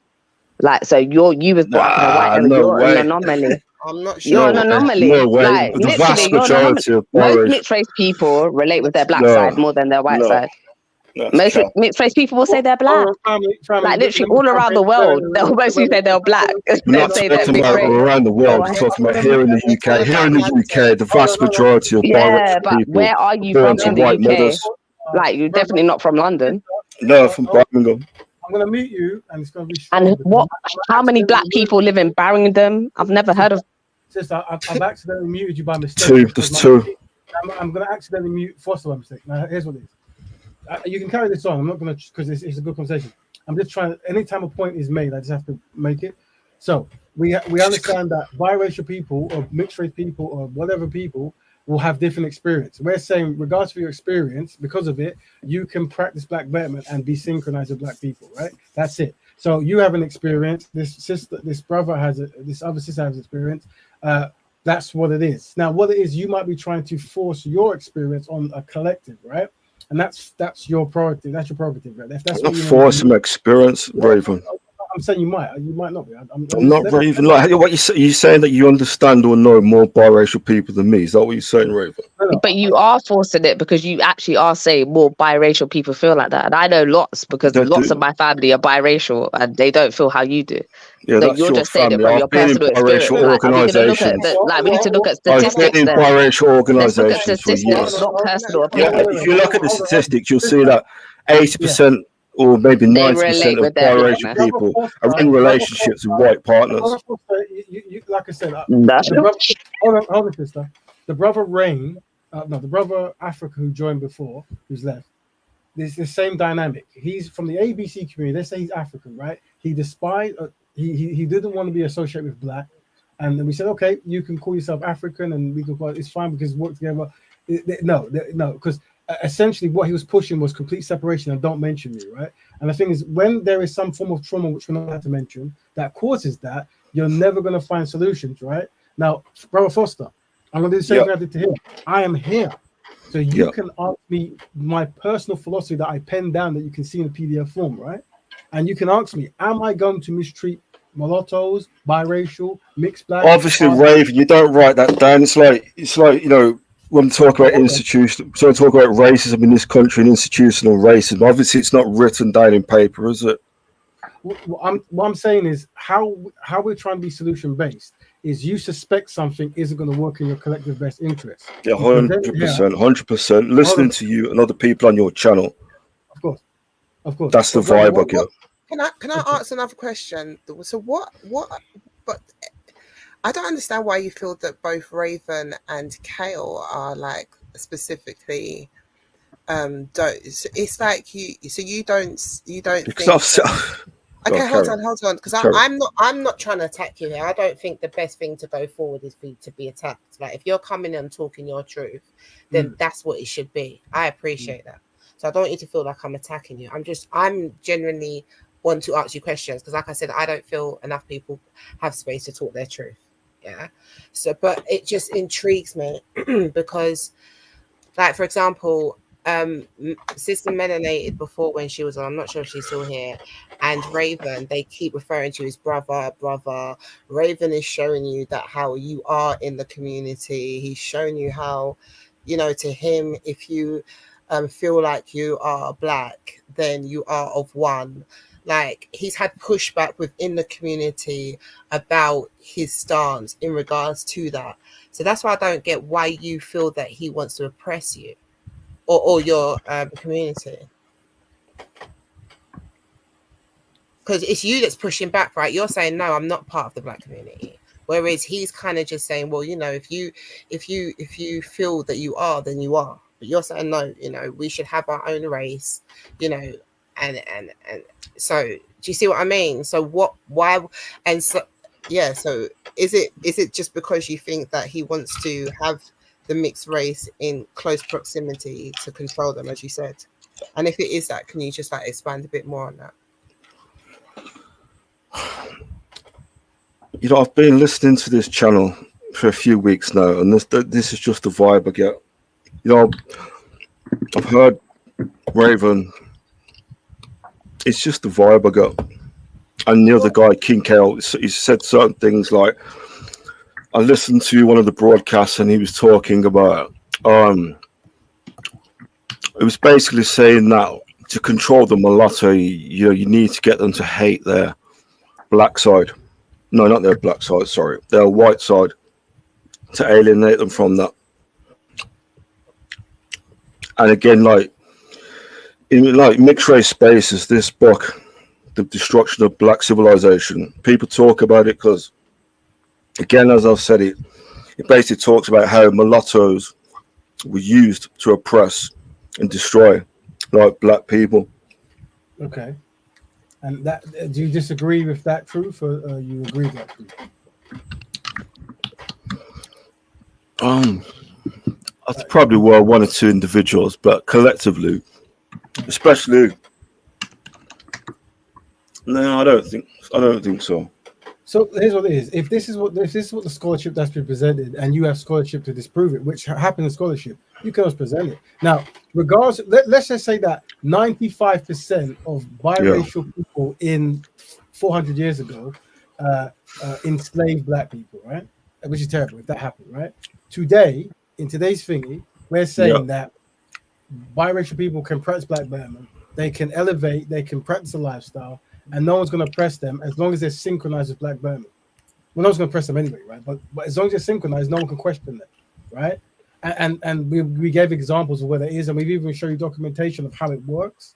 But you seem to be, you've built this boogeyman in myself, it seems. It's not. That I have some kind of agenda where I'm really thinking about the one black person and how 100%, because literally every week you're talking about interracial relationships and how it's a problem, the racial white, literally every week, as I said, Raven. That makes now, thank you, brother. You talk more about biracial people than we talk about ourselves. Excellent. So it's the obsession, You do, whether you verbalize it or not, you do see people like me existing as an issue. No. So I'll break down what I feel, and then you can jump in and add your 10 cents piece, right? So it's like this. Each individual is a member, whether they're African, Black, diaspora, Ethiopian, Afro-Jamaican, mulatto, or biracial, right? They're born a member, yeah? So I'm judging the actions of those people, not the offspring, right? The born member you cannot judge, yeah? Because they're born into a reality, yeah? They're born into a concept where anti-Blackness or Negrophobia can affect them negatively. We practice a lifestyle called Black Betterment that is the cure or a band-aid, some form of solution for Negrophobia, right? So by that definition, all those people are welcome to cling together to find solutions. So when a dark-skinned man or a biracial man or an African man doesn't marry within the group, we use it as case study, saying, listen, brother, we want to make sure that economics flows and that we love our people. So we want to document the rate of this in comparison to other people. And so it's something going on in the marketing or the branding that makes people within the community have self-hatred. And then we collate case studies like you just said. My dark-skinned grandmother was not best pleased when I had a dark-skinned girlfriend. So we're saying, what could the men do to stop this? So we get the case studies, and then we create institutions, we create books, we create magazines, and then we make sure we put a diverse range of Black people, but we center dark-skinned Black women, because we know not only as dark-skinned Black women go through the most challenging past, we understand that by reversing that, all these self-hatred things that we see today will then be reversed in practice, right? So that means you as a biracial person, as you identify, you can marry a biracial person, an African person, a Black person, and you can still practice Black Betterment. You can still be loved, right? Now, you would then be put, Barack Obama and his wife is put up as a good Black family, yeah, even though he doesn't do anything politically for Black people, and even though he has a white mother, yeah, we can use that as a successful man smiling really well who has a Black family, yeah. So that's how we view it. Oh, sorry, that's how I view it, right? And there's no point in really dragging up, I'm displeased by the individual born from a biracial union. That individual is born within the community, and they can practice racial blackness. Yeah, and they can. But Raven, can I step in? It's she rings here. Most certainly can. This is for Foster. What show is this one? 191, I believe. Yeah. Okay, so this is show 191. Okay, and myself and Sister Kushti have been following Brother Raven through the whole journey. Maybe not on every single show that is aired, but generally from you could say the early stages, isn't it, Brother Raven, up until now? Yeah, you have been there since the beta and the Genesis, without question. Just saying. So, Foster, you've jumped on the show for the past 2 weeks, the past few weeks, and what you've probably picked up is a matured, developed conversation that has more scaffolding around the subject than if, say, you would have joined in the beginning stages where there was more kind of open discussion and more dialogue, and there was more kind of contribution of different ideologies, ideas, etc., etc. As time goes on, you start to funnel all of the information that you've received. You start to funnel it, and then you can start to kind of see more of a constructive standpoint or kind of lane or direction in which all of this information has come together, and you'd say like, okay, do you know what? From all of the information that we've had, this is how we can conclude it, and this is our recommendations going forward. It doesn't mean that there's a how can I put it? Because we have different people listening every week, and the show has become global. It means that we are open and always have to be open to different contributions each week, because sometimes we've got people who come with some raw gems, some people come with some raw, honest positions of where they stand, just as you do today. And then we also get people who just want to dissent and joke around and whatever and whatnot, and just throw stones into discussions that where we're trying to get a serious understanding of where we are at in society as a race, as a people, as Pan-Africanists, as ists, or whatever you want to call it. And I'm sorry if it sounds like I'm waffling. I'm just trying to say that the show is nearly coming up to 200 episodes, and a lot has been discussed from many different corners of the earth, from London, from up north, from south, wherever it is. And I'm just saying that you can't base your, say, 4-week sessions and have it as a kind of a stuck in the mud. I'm not saying that what you're saying is stuck in the mud, but in terms of how you're viewing Brother Raven and Brother Kale's ideologies, kind of having it as a sticking point, because a lot of work and a lot of discussion has gone into it. Does that, Sister Kushti, do you get what I'm trying to say? And Brother Raven, do you understand what I'm trying to say? Or even the panel? I do, family. So I don't know. I'm just saying that, like, Yeah. I've like in terms of what, for me, for example, I think in terms of what the other sister said, if your maternal side of the family is white, you're as a child, you're more likely to encompass that upbringing as a side of your family. If your maternal side is black, and I'm using that term loosely, then from my experience and from what I've researched, you're more likely to pick up the characteristics, traits, and cultures of that side as well. So I just want to add in as well. Yeah. Back in the day when I want people were Brother having. Foster, sorry, I want Brother Foster to. Does he agree with what I'm saying? Where I said the maternal side, if it is from the white side, you tend to pick up those tendencies or cultures and customs, and if your maternal side is black, that you tend to pick up that style of customs, cultures, etc. What do you think about that, Brother Foster? I did make that point when I first came onto this stream. I said that the vast majority of mixed race people in the UK are culturally white and they're raised by their single white mothers. So I just wanted to add on there and say there's lots of mixed race people that were born in like the 60s, 70s and 80s that had white mothers but were raised by their black families because their white mothers couldn't raise them because their families were so racist. So Yeah, that's why that argument doesn't wash with me, that just because you came out of a white vagina that you'll be more to the white side, because then if your family, if your other family raised you who were black, Sister, and that happened a lot, we need to remember that. The world was a very different place then. The world was a very and what I'm saying is that, remember, we were invited en masse here at those times, and it's not even like World War One. You had mixed race, mixed. How can I put it? Mixed unions. World War Two, you had mixed unions where you had like African, Tiny amounts. Sorry. I said tiny amounts. The vast majority of mixed race people are like young. Hold on, family. So we could go around these circles, but the real truth is the brother suspects that what we're doing here is mistreating people with one black parent, and that. So I didn't say that, Raven. I didn't say you are mistreating. I said that you have a parent. I said you're pushing conspiracy theories about mixed race people, biracial people, mulattoes, based on the mulatto problem, Chancellor Williams' destruction of black civilization. But the thing is, I can tell you. Can I ask another question? You can. Let me just quickly finish this.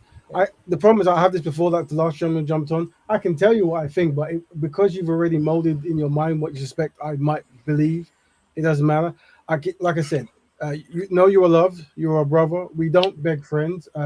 If 95% of people with one black parent want to, not practice black betterment, so be it. If 5% are raised by their black grandmas and they love black people, they can.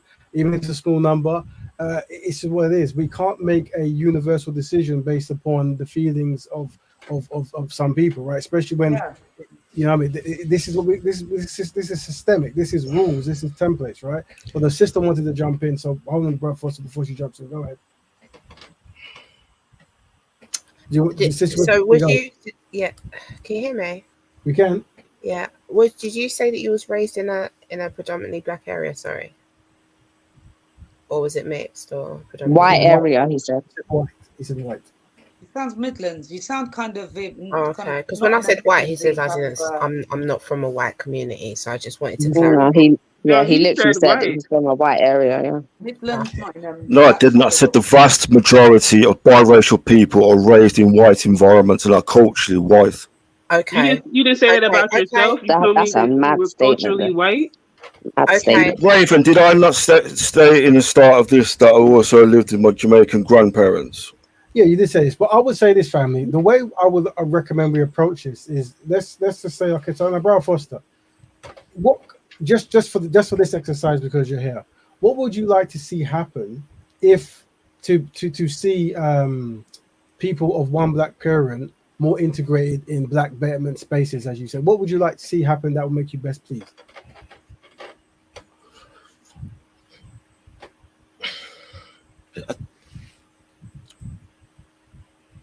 It's not. I literally don't understand why you want biracial people in mixed race spaces. I just don't understand it, Raven. That doesn't make sense. Why do you want biracial people in mixed race spaces? That doesn't make sense. You mean in black spaces? What we're saying is black spaces. So brother, right? I'm tired. I got early for work, so apologies. We understand. Look, cool. If you look at the thing, can you see this little star here? Can you see the star that's under the design, right? We recognize that there's so many terms used, right? But a term that I've always historically used, and they use in Brazil because of the whole admixture history, is identifiable Afro descendants. Yeah. So people we know have a common descendants, therefore we have a similar lineage and a similar experience historically. So we say black, but I could say Afro or African or Afro descendants, right? Because we're based in the UK and we're collating, we're collating 4% of 100% population, right? So I'm saying that the philosophy we promote is for Afro descendants in the UK. Does that make sense, bro? Is that a question? Sorry, Raven. What I'm saying Say that again. I'm saying that the philosophy we're talking about is inclusive of the Afro descendants in the UK. So anybody of black heritage. Anyone with identifiable black heritage. It's very important, that word, identifiable. So what, so for example, I said to you earlier how the new generation of mixed race people coming up now, the majority of them will be 3/4 white and 1/4 black. That's the pattern I'm seeing in my family and a lot of others. Yeah, but biracial, definitely biracial men, and the majority of biracial. I'll give you the answer that you want. If go on. If a biracial or a black person has practiced racial whitening and the offspring, quadroon. If they're white passing, then I'm not talking to them. If they are identified as white, they look white, they live white. Why would black people spend all our time trying to integrate people who identify, look, and practice? It would make no sense, right? So those people, we know they're loved, but they should practice an institution. Quadroonism. Well, the thing is, if like I said, there's so many terms now. But I say this: if a person looks like they have African descent, then we understand they can go through certain challenges and they're welcome to press development. But once they complete that journey of becoming European, then that's fine. The wishes of their fathers come true. They've become, or the grandmother, they've become true. You know, the woman clapping in the picture. They're successful. They've become a European. So once they become a European, they no longer need to identify and worry about blackness because they're successful. That was the goal. But we're saying when you're pro-black or you're black Burman, you enjoy being black. You enjoy being around black company. You want to fix the history of change that we've gone through. And the question is, who can do this? And we say, well, until the person transitions, we'll go over them. Whether they call them mulatto, mixed, biracial, Superman, doesn't matter. They qualify as identifiable Afro descendants in the UK.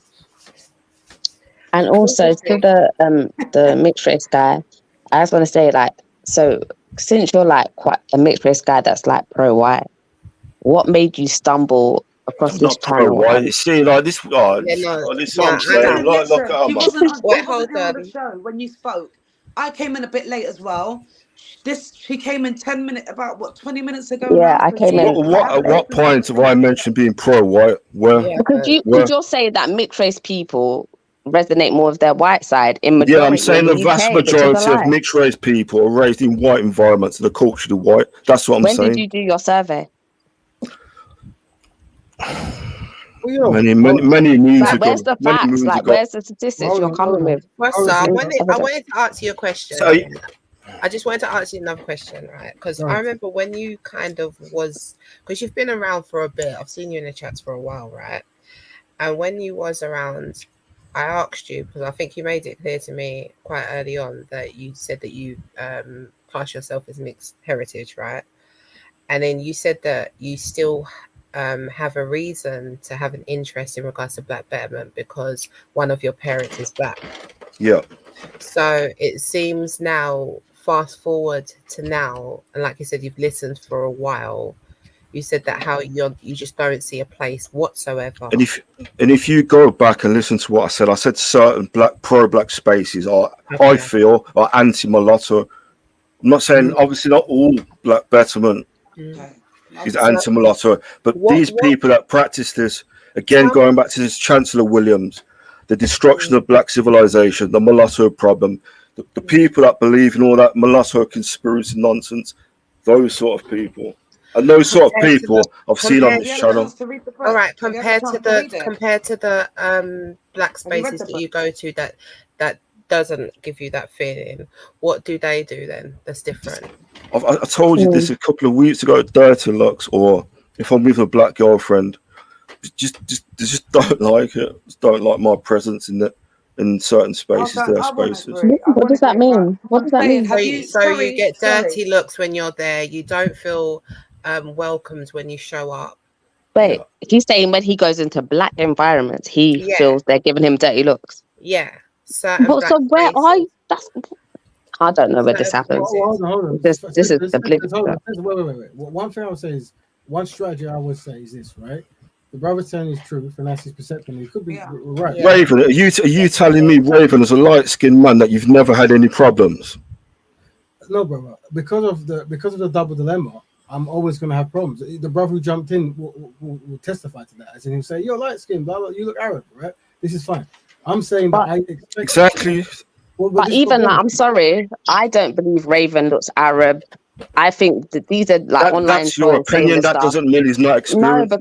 No, because like I've seen lots of black people. Like I know when I see Raven, I see a black man, a light skinned black person. Because I know there's light skinned black people. Like Raven, I just want an to ask Arab, Foster, you know. Wow. Sorry, Foster, have you read The Destruction of Black Civilization? Yeah. No. Foster read it. No, I haven't read it. Oh, you should. Have you read The Black Jacobins about Haiti, the Haitian Revolution, and stuff like that? Have you read that book either? No. Because I'm saying that it's not like a kind of a picking a set of darts and throwing it at. For some people, it is like that because they may not have been through a historical education. They may not have had any historical like input in regards to what they're saying. So they're coming from a place of emotion and feeling. But if you've done it's not emotional feeling. I'm just stating what I've heard on this channel. No. I'm generalizing here. I'm not coming at you. I'm generalizing. If you've done world history from a black perspective, for example, there's a scientific understanding of why we are at where we are at. If you haven't done it, then you will be drawing from a lot of emotion and a lot of feeling, and you'll be mixed. You'll be lost in this myriad and sea of noise which is out there, and you'll be jumping on platform to platform, being offended by what people say, where these people may not have had any kind of educational understanding of what they're saying. They're going based on society where we're at now, whereas I'm saying if you've covered a journey from where we've come from thousands of years ago up until and to understand the problem that we're in today, I think there's more of an understanding, and there are people on this panel and people who listen to this show who have. There are people who haven't, and I'm not saying that is you, but if you've come from, if you can discern, if you've done the research and you're not going based on modern day information and statistics, because we cannot understand where we are at today just based on today's information and knowledge. Do you get what I'm saying? Let me get Frank to this time before anyone jumps in, brother. Let me say that, look, know you're loved, right? And what I say is, the way the internet works, we throw a link out and people jump in, and it'll be most unfortunate if someone jumps in here from the internet world. They say 7 different kind of things, condemn it, or they type different things, and that is perceived as a concept. The idea is we want collectively the Afro-descendant community in the UK to prosper, and we recognize working as a team is one of the ways, right? We know that not everyone's going to be able to do that because of historical traumas and stuff, so we're looking for individuals amongst the multiple ethnic groups to work together to benefit the greater collective, to which you could be, if you're synchronized, a part of that, right? But the thing is, the way we've got to see it, is we cannot judge by what you've seen elsewhere or your perception of Black Betterment, this kind of stuff. You've come it's here. It's not my perception. These are words that have come out of Kale's mouth. Okay, well, Kale's not here. Yeah, but he's quoting a book that give thanks to sis, because that was a good question. Very good, very powerful. Right? He's quoting books that you said that you've not even read. Yeah. So it's I'm saying people that have read that book have certain ideas about mulatto and biracial people, and some people don't. But I'm saying on this channel, I've heard people say certain things. If you want, I can make a video quoting of all the things you've said to show you. That's okay. We have different people every week with different ideologies. Somewhere it's like kind of confusing. Somewhere, It was very clear. It was very clear. What he said was basically. If you don't like what you're hearing, just close the tab. I just don't understand.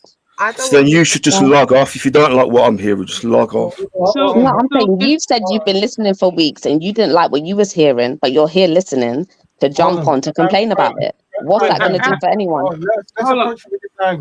Hold on. I have a question, or I wanted to say, Foster, I have posted something in the back, because when my battery was dying, so then I went to charge my phone, and then I listened to when you jumped on, and I did hear something that sounded like, as a Black man, you would want to uplift the views of I don't know if you said, I think you said Black women or something like that. I interpreted. Hold on. I'm telling you that I heard that, and it sounded like you were saying as a Black man in conversation. But I'm understanding that you were meaning that a Black man should want to do that, but I am mixed race, right? But I didn't hear a Black man. I heard as a Black man. So I'm apologizing for me labeling you. So I didn't need you to correct me. I'm apologizing for mislabeling you, that you are not a Black man, you are a mixed race man. You understand what I'm saying? So I just wanted to make that clear, that that I did hear that. And I would say when you offered of doing a video restating that, I think my suggestion would be for you to do a video on what you've heard and have the book, the Destruction of Black Civilization, and actually read the text, so that it's in context and you're not just stating what Kale said, but you're stating what Kale said, and he's referencing this book, and this is what the book said. That would be, more educational for your viewers. That's all I was going to say. Or you can Can I just say that? Yeah. I didn't say that he referenced the book. I said people that read that book have certain ideas about mixed race people. I've said that. I've heard him. Read the book. I'm not. To understand what they're understanding. If that's the case, because there's no wrong or right, and we did invite him to tell his truth, right? So, but I think the thing is that if you're going to say something like that and then just reference a book, but you haven't read the book, then you're saying, okay, well, I didn't reference the book. you kept on referencing the book. You did. People that read that, people that read that book have a Exactly. perception You're of mixed race referencing it. people. So hold let on. me So all I'm justify saying now is, then. if you can just give us more detail, because then this is what I'm saying. So when you're saying that these people have these thoughts or feelings, or they act a certain way, what are they doing? What are they saying? How are they acting? It's just, Like, this is your flaw to like just let it, like, to let us know raw. I don't feel that But there's wrong or I right. feel like he said that he feels like black people use mixed race people. Wasn't that his whole point? As their stepping No, stone. because I that say can't. that? That's just All nonsense. right. I You didn't say speak. I Okay, didn't okay. say So let me anything. You say what you want to say. You clearly have a problem with me, and I have no interest in talking to see. you. This is, She's but this is Hold the on, point. wait, You wait, said wait, there's no wait. fact. There's no. Hold on. Hold Then on. log off. No, you don't So have to log go. off. Hold on. Wait. Brother Foster, yeah, this is your first time, and we give thanks that you're being honest, right? And this is a panel of people speaking their mind and stuff, right? And it's hard to govern, especially my broken. She's clearly triggered by something I've said. She just forget it for a minute, for 5 seconds. You're coming to me now, right? I'm the guy who's run the show. So let's just follow the rules. And I'm saying this, right? I'm asking you, this is a solution-based show. So I'm going to say that everything you're saying is correct. And if everything you're saying is correct, and we are causing challenges to members of our community, what could we do to best suit that community? Does that make sense, bro? So right now, you might have never heard this concept ever before in other channels, because usually in the internet space, it's people shouting and screaming, and we culturally got used to that. But here, we're going to take things serious, even though it might not be serious, and we're going to ask, we're going to build, and try to find solutions so we can minimize the anxieties that might cause from these conversations. So what could we do as a collective to better incorporate people such as yourself, so you don't feel that there's this kind of people trying to limit you or undermine you in any kind of way? What could we do to best suit that? Raven. Raven, as I keep saying, I think at this stage I've been in black spaces, I've been in mixed race spaces. I think it's best for black people to focus on themselves and mixed race people to focus on themselves. Okay. That's just my personal opinion, Raven. No, and I respect the fact that you have an opinion, yeah? I'm saying this is the Black Bear broadcast, and we find solutions. And from my understanding, every time I talk to men who are not best pleased with things that's done here, I do the same strategy all the time. I say, brother, know your love, and that you're included in what we're doing. What could we do to better incorporate what you want to make your life better? And I never get results. And the reason why I don't is because culturally we're so used to people disagreeing and shouting about disagreements and projecting what they perceive someone else to say, right? Now, if you are a biracial brother, meaning you've got one black parent, that means you are similar to many brothers who I'm around who are doing constructive work. So the question is, why they're around me and benefit from the things we're doing and you're not? And it might be perspective in it, yeah? I'm saying that there is no conspiracy to limit, to undermine, or to, subvert people with one black parent. Yeah, they are welcome to practice this philosophy. Now, the other day I was talking to an African brother, and I said the same thing about the African community and the black community, which we see as synonymous, but some don't, right? And the same thing happened. No matter what I told that gentleman, he wouldn't matter, because in his mind, he's already gone through the trauma, and they don't like that word, but it's a word we have to use for branding. Yeah, that makes them, they will never be able to synchronize, right? That's why we put everything down to these two concepts. Is it based on trauma, or is it based on tactics? You see, because if we base things on trauma, you will never be able to answer things. I'll say, you know what? You are a king. I'm your servant. Command me command me to do stuff for you, and they will never answer it because they're based on trauma. I mean, I'm here to feel pain. I'm here to express my pain and delineate. Okay, well, why would you come to a solution-based podcast to say that you don't want solutions? You see?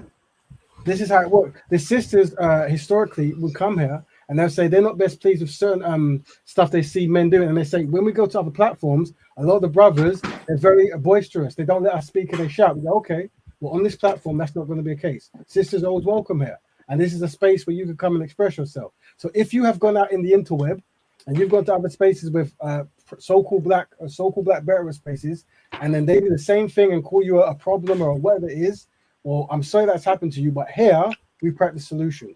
And if we can be the model here, then that's what we're going to do. And you can be a part of that process if you so choose.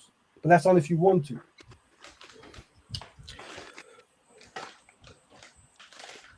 Cheers, Raven. Yeah. So know that as long as you're constructive, yeah, and you're solution based, you have a place there, and your opinions matter. Now we might disagree, but we haven't lived your life. So however you perceive things, we can't identify because you've lived that. So your experience are very valuable to us, right? But at the same token, we understand that this is a huge community with so many challenges, right? So we need to have rules. We need to have stuff, and sometimes we miss. Sometimes someone jumps on who's never been on before. They say 17 words. They jump off. We never see them again. But those 17 words are used to flavor the entire show. Remember that time of the man with the red hat? He said that all black people are monkeys. And now, yeah, the black Batman, they think everyone's monkeys. And it's like, well, no. That's, we have an open policy for members, ABC community. Yeah, the sun people. You jump on, give your opinion. Yeah, let's try to find solutions. And what we're trying to do is have I did codified want ways of to working. ask though, because I did ask the brother a question and he never got to answer it. Go ahead, brother, sister. So I don't know, because I can tell that he's tired. So I don't know if he's going to be able to answer it, but I just wanted to hear it from his own mouth. Yes.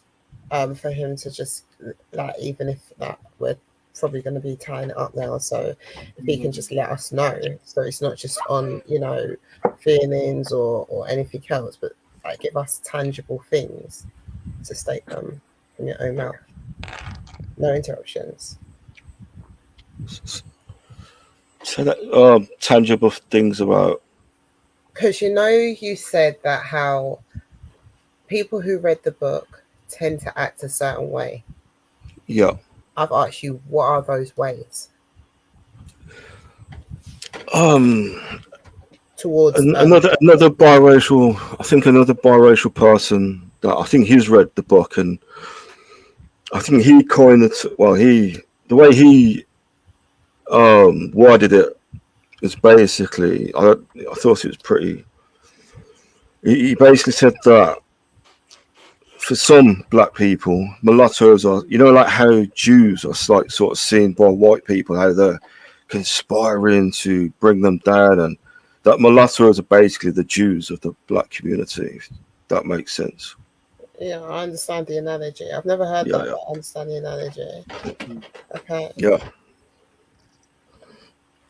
I've actually okay, and this is the thought of people of mixed heritage, what they feel like the black community feels of them. Yeah, but like in certain spaces, correct? Like just to point out, like you said. Yeah, so I mean, obviously, not all black people read that sort of stuff. Okay. And is there anything? Is there anything else, or is it just mainly that? That's that. Okay. So brother, one thing I would say is what we try to do. We try to have a codified way of speaking, and we say two things. We don't say certain things for two reasons. One, it can be perceived as not nice, and two, it can be used to undermine black progress. So there should be nothing we're saying here that is derogative, casting a wide net, non-inclusive of any member of the ABC community, right? There should be no thing we say here, right? Because for two very important reasons. One, it's not nice, and two, it will be used to undermine black progress. So as we're trying to reform that, we're trying to get that down to a science. You might get some slip-ups, I don't know, right? But if we do, feel free to talk about it so we can unpack whether what we're saying is problematic or does it need to be rejiggled or resaid. Because you're saying, how do you think people are going to interpret that? And you gave examples that a lot of times you see us having one black person and their wife or whatever. And did you want to say something, brother, or do you want me to finish? Yeah. Sorry, finish. Sorry. And the answer to that is I'm judging the individual as a member. So whether they're biracial, whether they're black, whether they're African, whatever, we're saying that we promote that men in the group marry women in the group for economic and social and self-esteem purposes, right? We do not judge the offspring, to which if they are born within the black sphere, they can practice black betterment. So that union is never to judge the offspring who are innocent, it's to judge well, not necessarily judge, but to highlight why those gentlemen will not pick a woman within the social group, right? That's what it is. It has nothing to do with the offspring of that union. Does that make more sense now, bro? So, Raven, in an ideal world, you'd prefer that biracial people didn't exist. No. So in an ideal world, what happens? I know that the majority, as I've said, I'm not. By the way, I'm not going to get offended. So, no, but remember, I wouldn't. It wouldn't bother me if you get offended because I have a coded way of speaking that I've said for over decades, right? And that is, we always know that people are going to go out and be fruitful, right? We're saying that once that happens, there are members within or without the community. We promote a lifestyle for those members, yeah. So if you look at biracial people as a phenotype, let's just break them as a phenotype. Well, that phenotype is always going to exist because once it enters the thing, it's going to be variations and recessions and stuff like that, right? But the physical shell of the biracial person will exist. Now, will they have a European parent? Well, no. We want all people within our community to be raised with constructive black man, constructive black woman, right? Because we understand that after white supremacy and systematic all this kind of stuff that's negative to us, we understand that is one of the best solutions to deal with these challenges. Yeah, we know it isn't idealistic to have members of our community being raised by outside groups. Yeah, and I think you've kind of confessed that, right? We also say that it isn't best for black people to be self-hating, yeah, because they pass that down, right? So we understand that there's always going to be people with one black parent, and if they wish, they can practice black Betterment. If they don't wish, they don't have to. But nothing is to be done and said to them to make them feel lesser, ugly, stupid, not within, whatever. I think what we're saying is very kind. Now, remember, you're going to an internet space where people just say horrible things because it's fun. Yeah? Here, we're saying nice things because it's tactical and it makes sense. Does that make sense, brother? he didn't actually answer the question.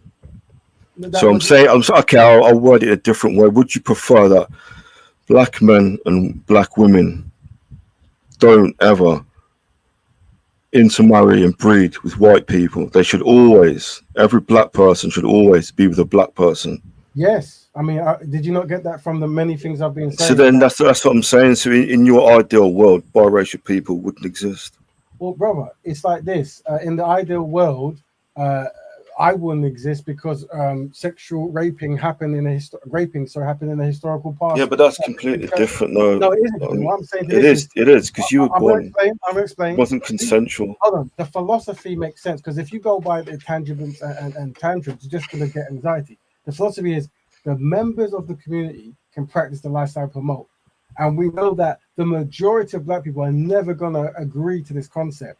So those small members who wish to practice this can. So we are aware that if you're a member, you're a member. Now, if you ask me if I could press a button, yeah, and make every black man marry a black woman, no, I wouldn't, because I don't believe in forcing someone at gunpoint. I think that you have to have a constructive ideology that makes sense within the people. And for me, it makes sense that black people who are double dilemma says we're collectively inadequate and collectively have no friends see solace in our own company. You see? Can I also add in the Willie Lynch? And I'm sure that Brother Raven will be much better at explaining what that tactic was about, and also the scientific revolution and stuff, and just the way that black people or the darker hue has been castrated. What's the word? It's so late now.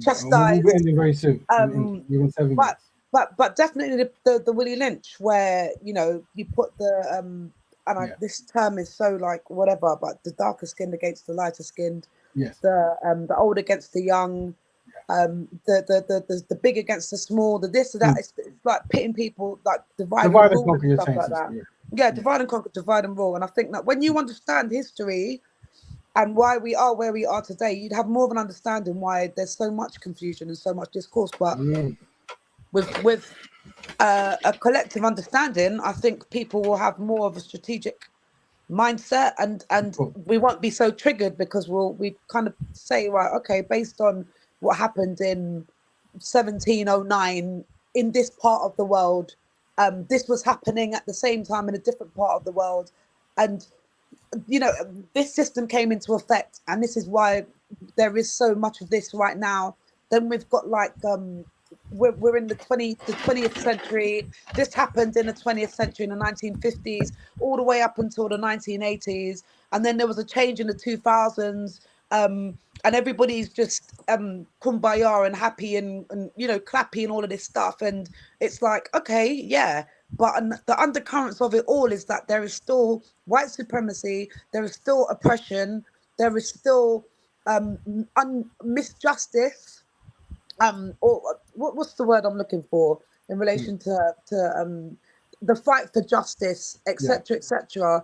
And we can't get sidelined based on beauty and just what the media and the programming sends out to us, because there's so much going on in the background which is not for us. Can I also add to that? So I would say, like, to answer the brother's question, like, in an ideal world, in an ideal world, I would have been born in a part of a majority black nation, right? And I think if I was born and my norm was to be born in a majority black nation, um, I wouldn't, like, people who were mixed race would be outliers. They would be an extreme minority. My dating options would be black men because that's what's there, because it's a majority black nation. And I feel like it's kind of difficult to fathom that because of the way history transpired, and I'm actually a minority in a majority white nation. But I feel like um, I feel like, so yes, ideally there wouldn't be many mixed race people, and whatever my group is, which is a black group, right? Would be the group that I would want to continue on and thrive and prosper. Just like if I was Chinese, I wouldn't be happy if 50% of Chinese people were now married to black people, because then I would feel like the erasure of my group as Chinese. Or in India, if the majority of Indian, like, I guess when people see two Indian people together, it's like, oh, look at the Indian couple. Two Chinese people together, two Pakistani people together. But it's almost like when black people say the two black, it's like, why I gotta be black? Like, it's just weird that we open, like, you know what I'm saying? Like, to me, ideally, a Chinese man he wants his children to be with other Chinese people so that they would have a little Chinese family and everyone would just be Chinese, and that's normal and that's typical. It's not racist to think that way. It's more of a preservation for what you have, so and who you are, and preservation of your culture, your lineage, and everything. So if you take that mindset and then you add all of the other stuff that Sister Rain said about the programming and the historical stuff, why wouldn't black people on this panel right now say, yes, ideally, we want to turn the Titanic around, all of this stuff that happened to us. We want to preserve us. We want that you could look at Jamaica, and all of Jamaica is not like Brazil is right now. You see what I'm saying? We don't want Trinidad and Guyana and Grenada and Nigeria and Ghana to just be all 10, 50% African ethnic background. No, that's no. The answer is, ideally we want those to continue to be black nations, and we want them to even further be blacker than they are. That's There you right. go. And also, sorry, going off of what you said, the main basis of all of these conversations is because of the derogatory relations and confusion and messages that are put out. And this is what I'm saying. If you would have been listening to this channel from years ago, you would have known about swirling, and you would have known about all of these contexts, that all of these things that are happening within, or kind of part in the Red Sea, for black men and black women. We've looked at rap music, the derogatory tones of rap music, and how that's influenced the way black men look at black women. We've looked at this whole kind of rise of black women who do not want to be with black men. So we're at a place now where we're trying to decipher and understand what is the psychological damage. What is that psychological damage that's happening between the black man and the black woman? Yeah, because it is not natural. It isn't natural. You're right, It's sister. a scientific. You're right. Sorry, Thank you. it's a scientific experiment that seems to be working in some way, and this is why we've come to this whole thing about discernment and gluing us back together in a unified, positive way, because something wrong has happened, and it is not pretty. Oh, let me give thanks to all the sisters on the panel who showed amazing discipline and structure today. We're going to end soon, but Bro Foster, I want to give you thanks because it takes a lot to jump on and give your truth, and you have. And we want to give you thanks. And know that you always have a place here, brother. And I don't know if you're used to this kind of strategy that we have, but we are generally trying to find solutions for the community to which you can be a member of, if not already, right? And I'm saying that if there's something that's confusing you, you can always ask. For something that you believe, you can always ask. We center blackness here, so constructive black man and constructive black woman. You can be within that, and you can find a member of the community, and we will still value that concept, right? So I'm saying, brother, that if because you're new here, there's much you haven't seen, but it would be nice if you're free and you're not working next week for you to continue, because we've gone 3 hours and we've got limited time. This is much late, Raven, you know. Yeah. So I'm saying because your fault. Maybe earlier, man. But Brother Foster, maybe next week you can jump on earlier. Maybe like 8 o'clock or something. Well, we can't. Well, unfortunately, we don't. But at 10 we start at 10, right? But what I'm saying is, you always want to jump back, and then what we'll do as time goes by, we'll try to unpack some of the misconceptions that you might be understanding, and this is more so for the great community that you described, so there isn't confusion there. But no matter what happens, fundamental, we want our members to marry within our group, and whether you're in there or not, that is the question, right? And Foster, you can move to the U.S. It's 8:30 over here. Come on, Foster, come on to the U.S. we're gonna say we're not gonna have time to everyone say. So everyone could say Black Batman. We're gonna end it because we've got limited time on this platform. But Black Batman to all, and hopefully you guys can say the same. Black Betterment, everyone. Black Betterment. Thanks, Brother Raven. Thanks, everybody. Am I allowed to say biracial betterment? Well, no. You can say sun betterment if you want another word, African betterment. But what I'm saying is, you're welcome to next week to cook some for us. Maybe hopefully Brother Kel will be here and he can probably articulate what you misheard or did hear, or the true meaning behind it. But remember, know that you are loved, and you're always welcome back here to find solutions for our community. Yeah. But until everyone, till next week, brothers and sisters, Black Batman to all Black Batman. Hope you have a good day. Black Batman, good night. Thanks, Brother Raven. You're welcome, Peace. sis. Welcome, brother. There you go.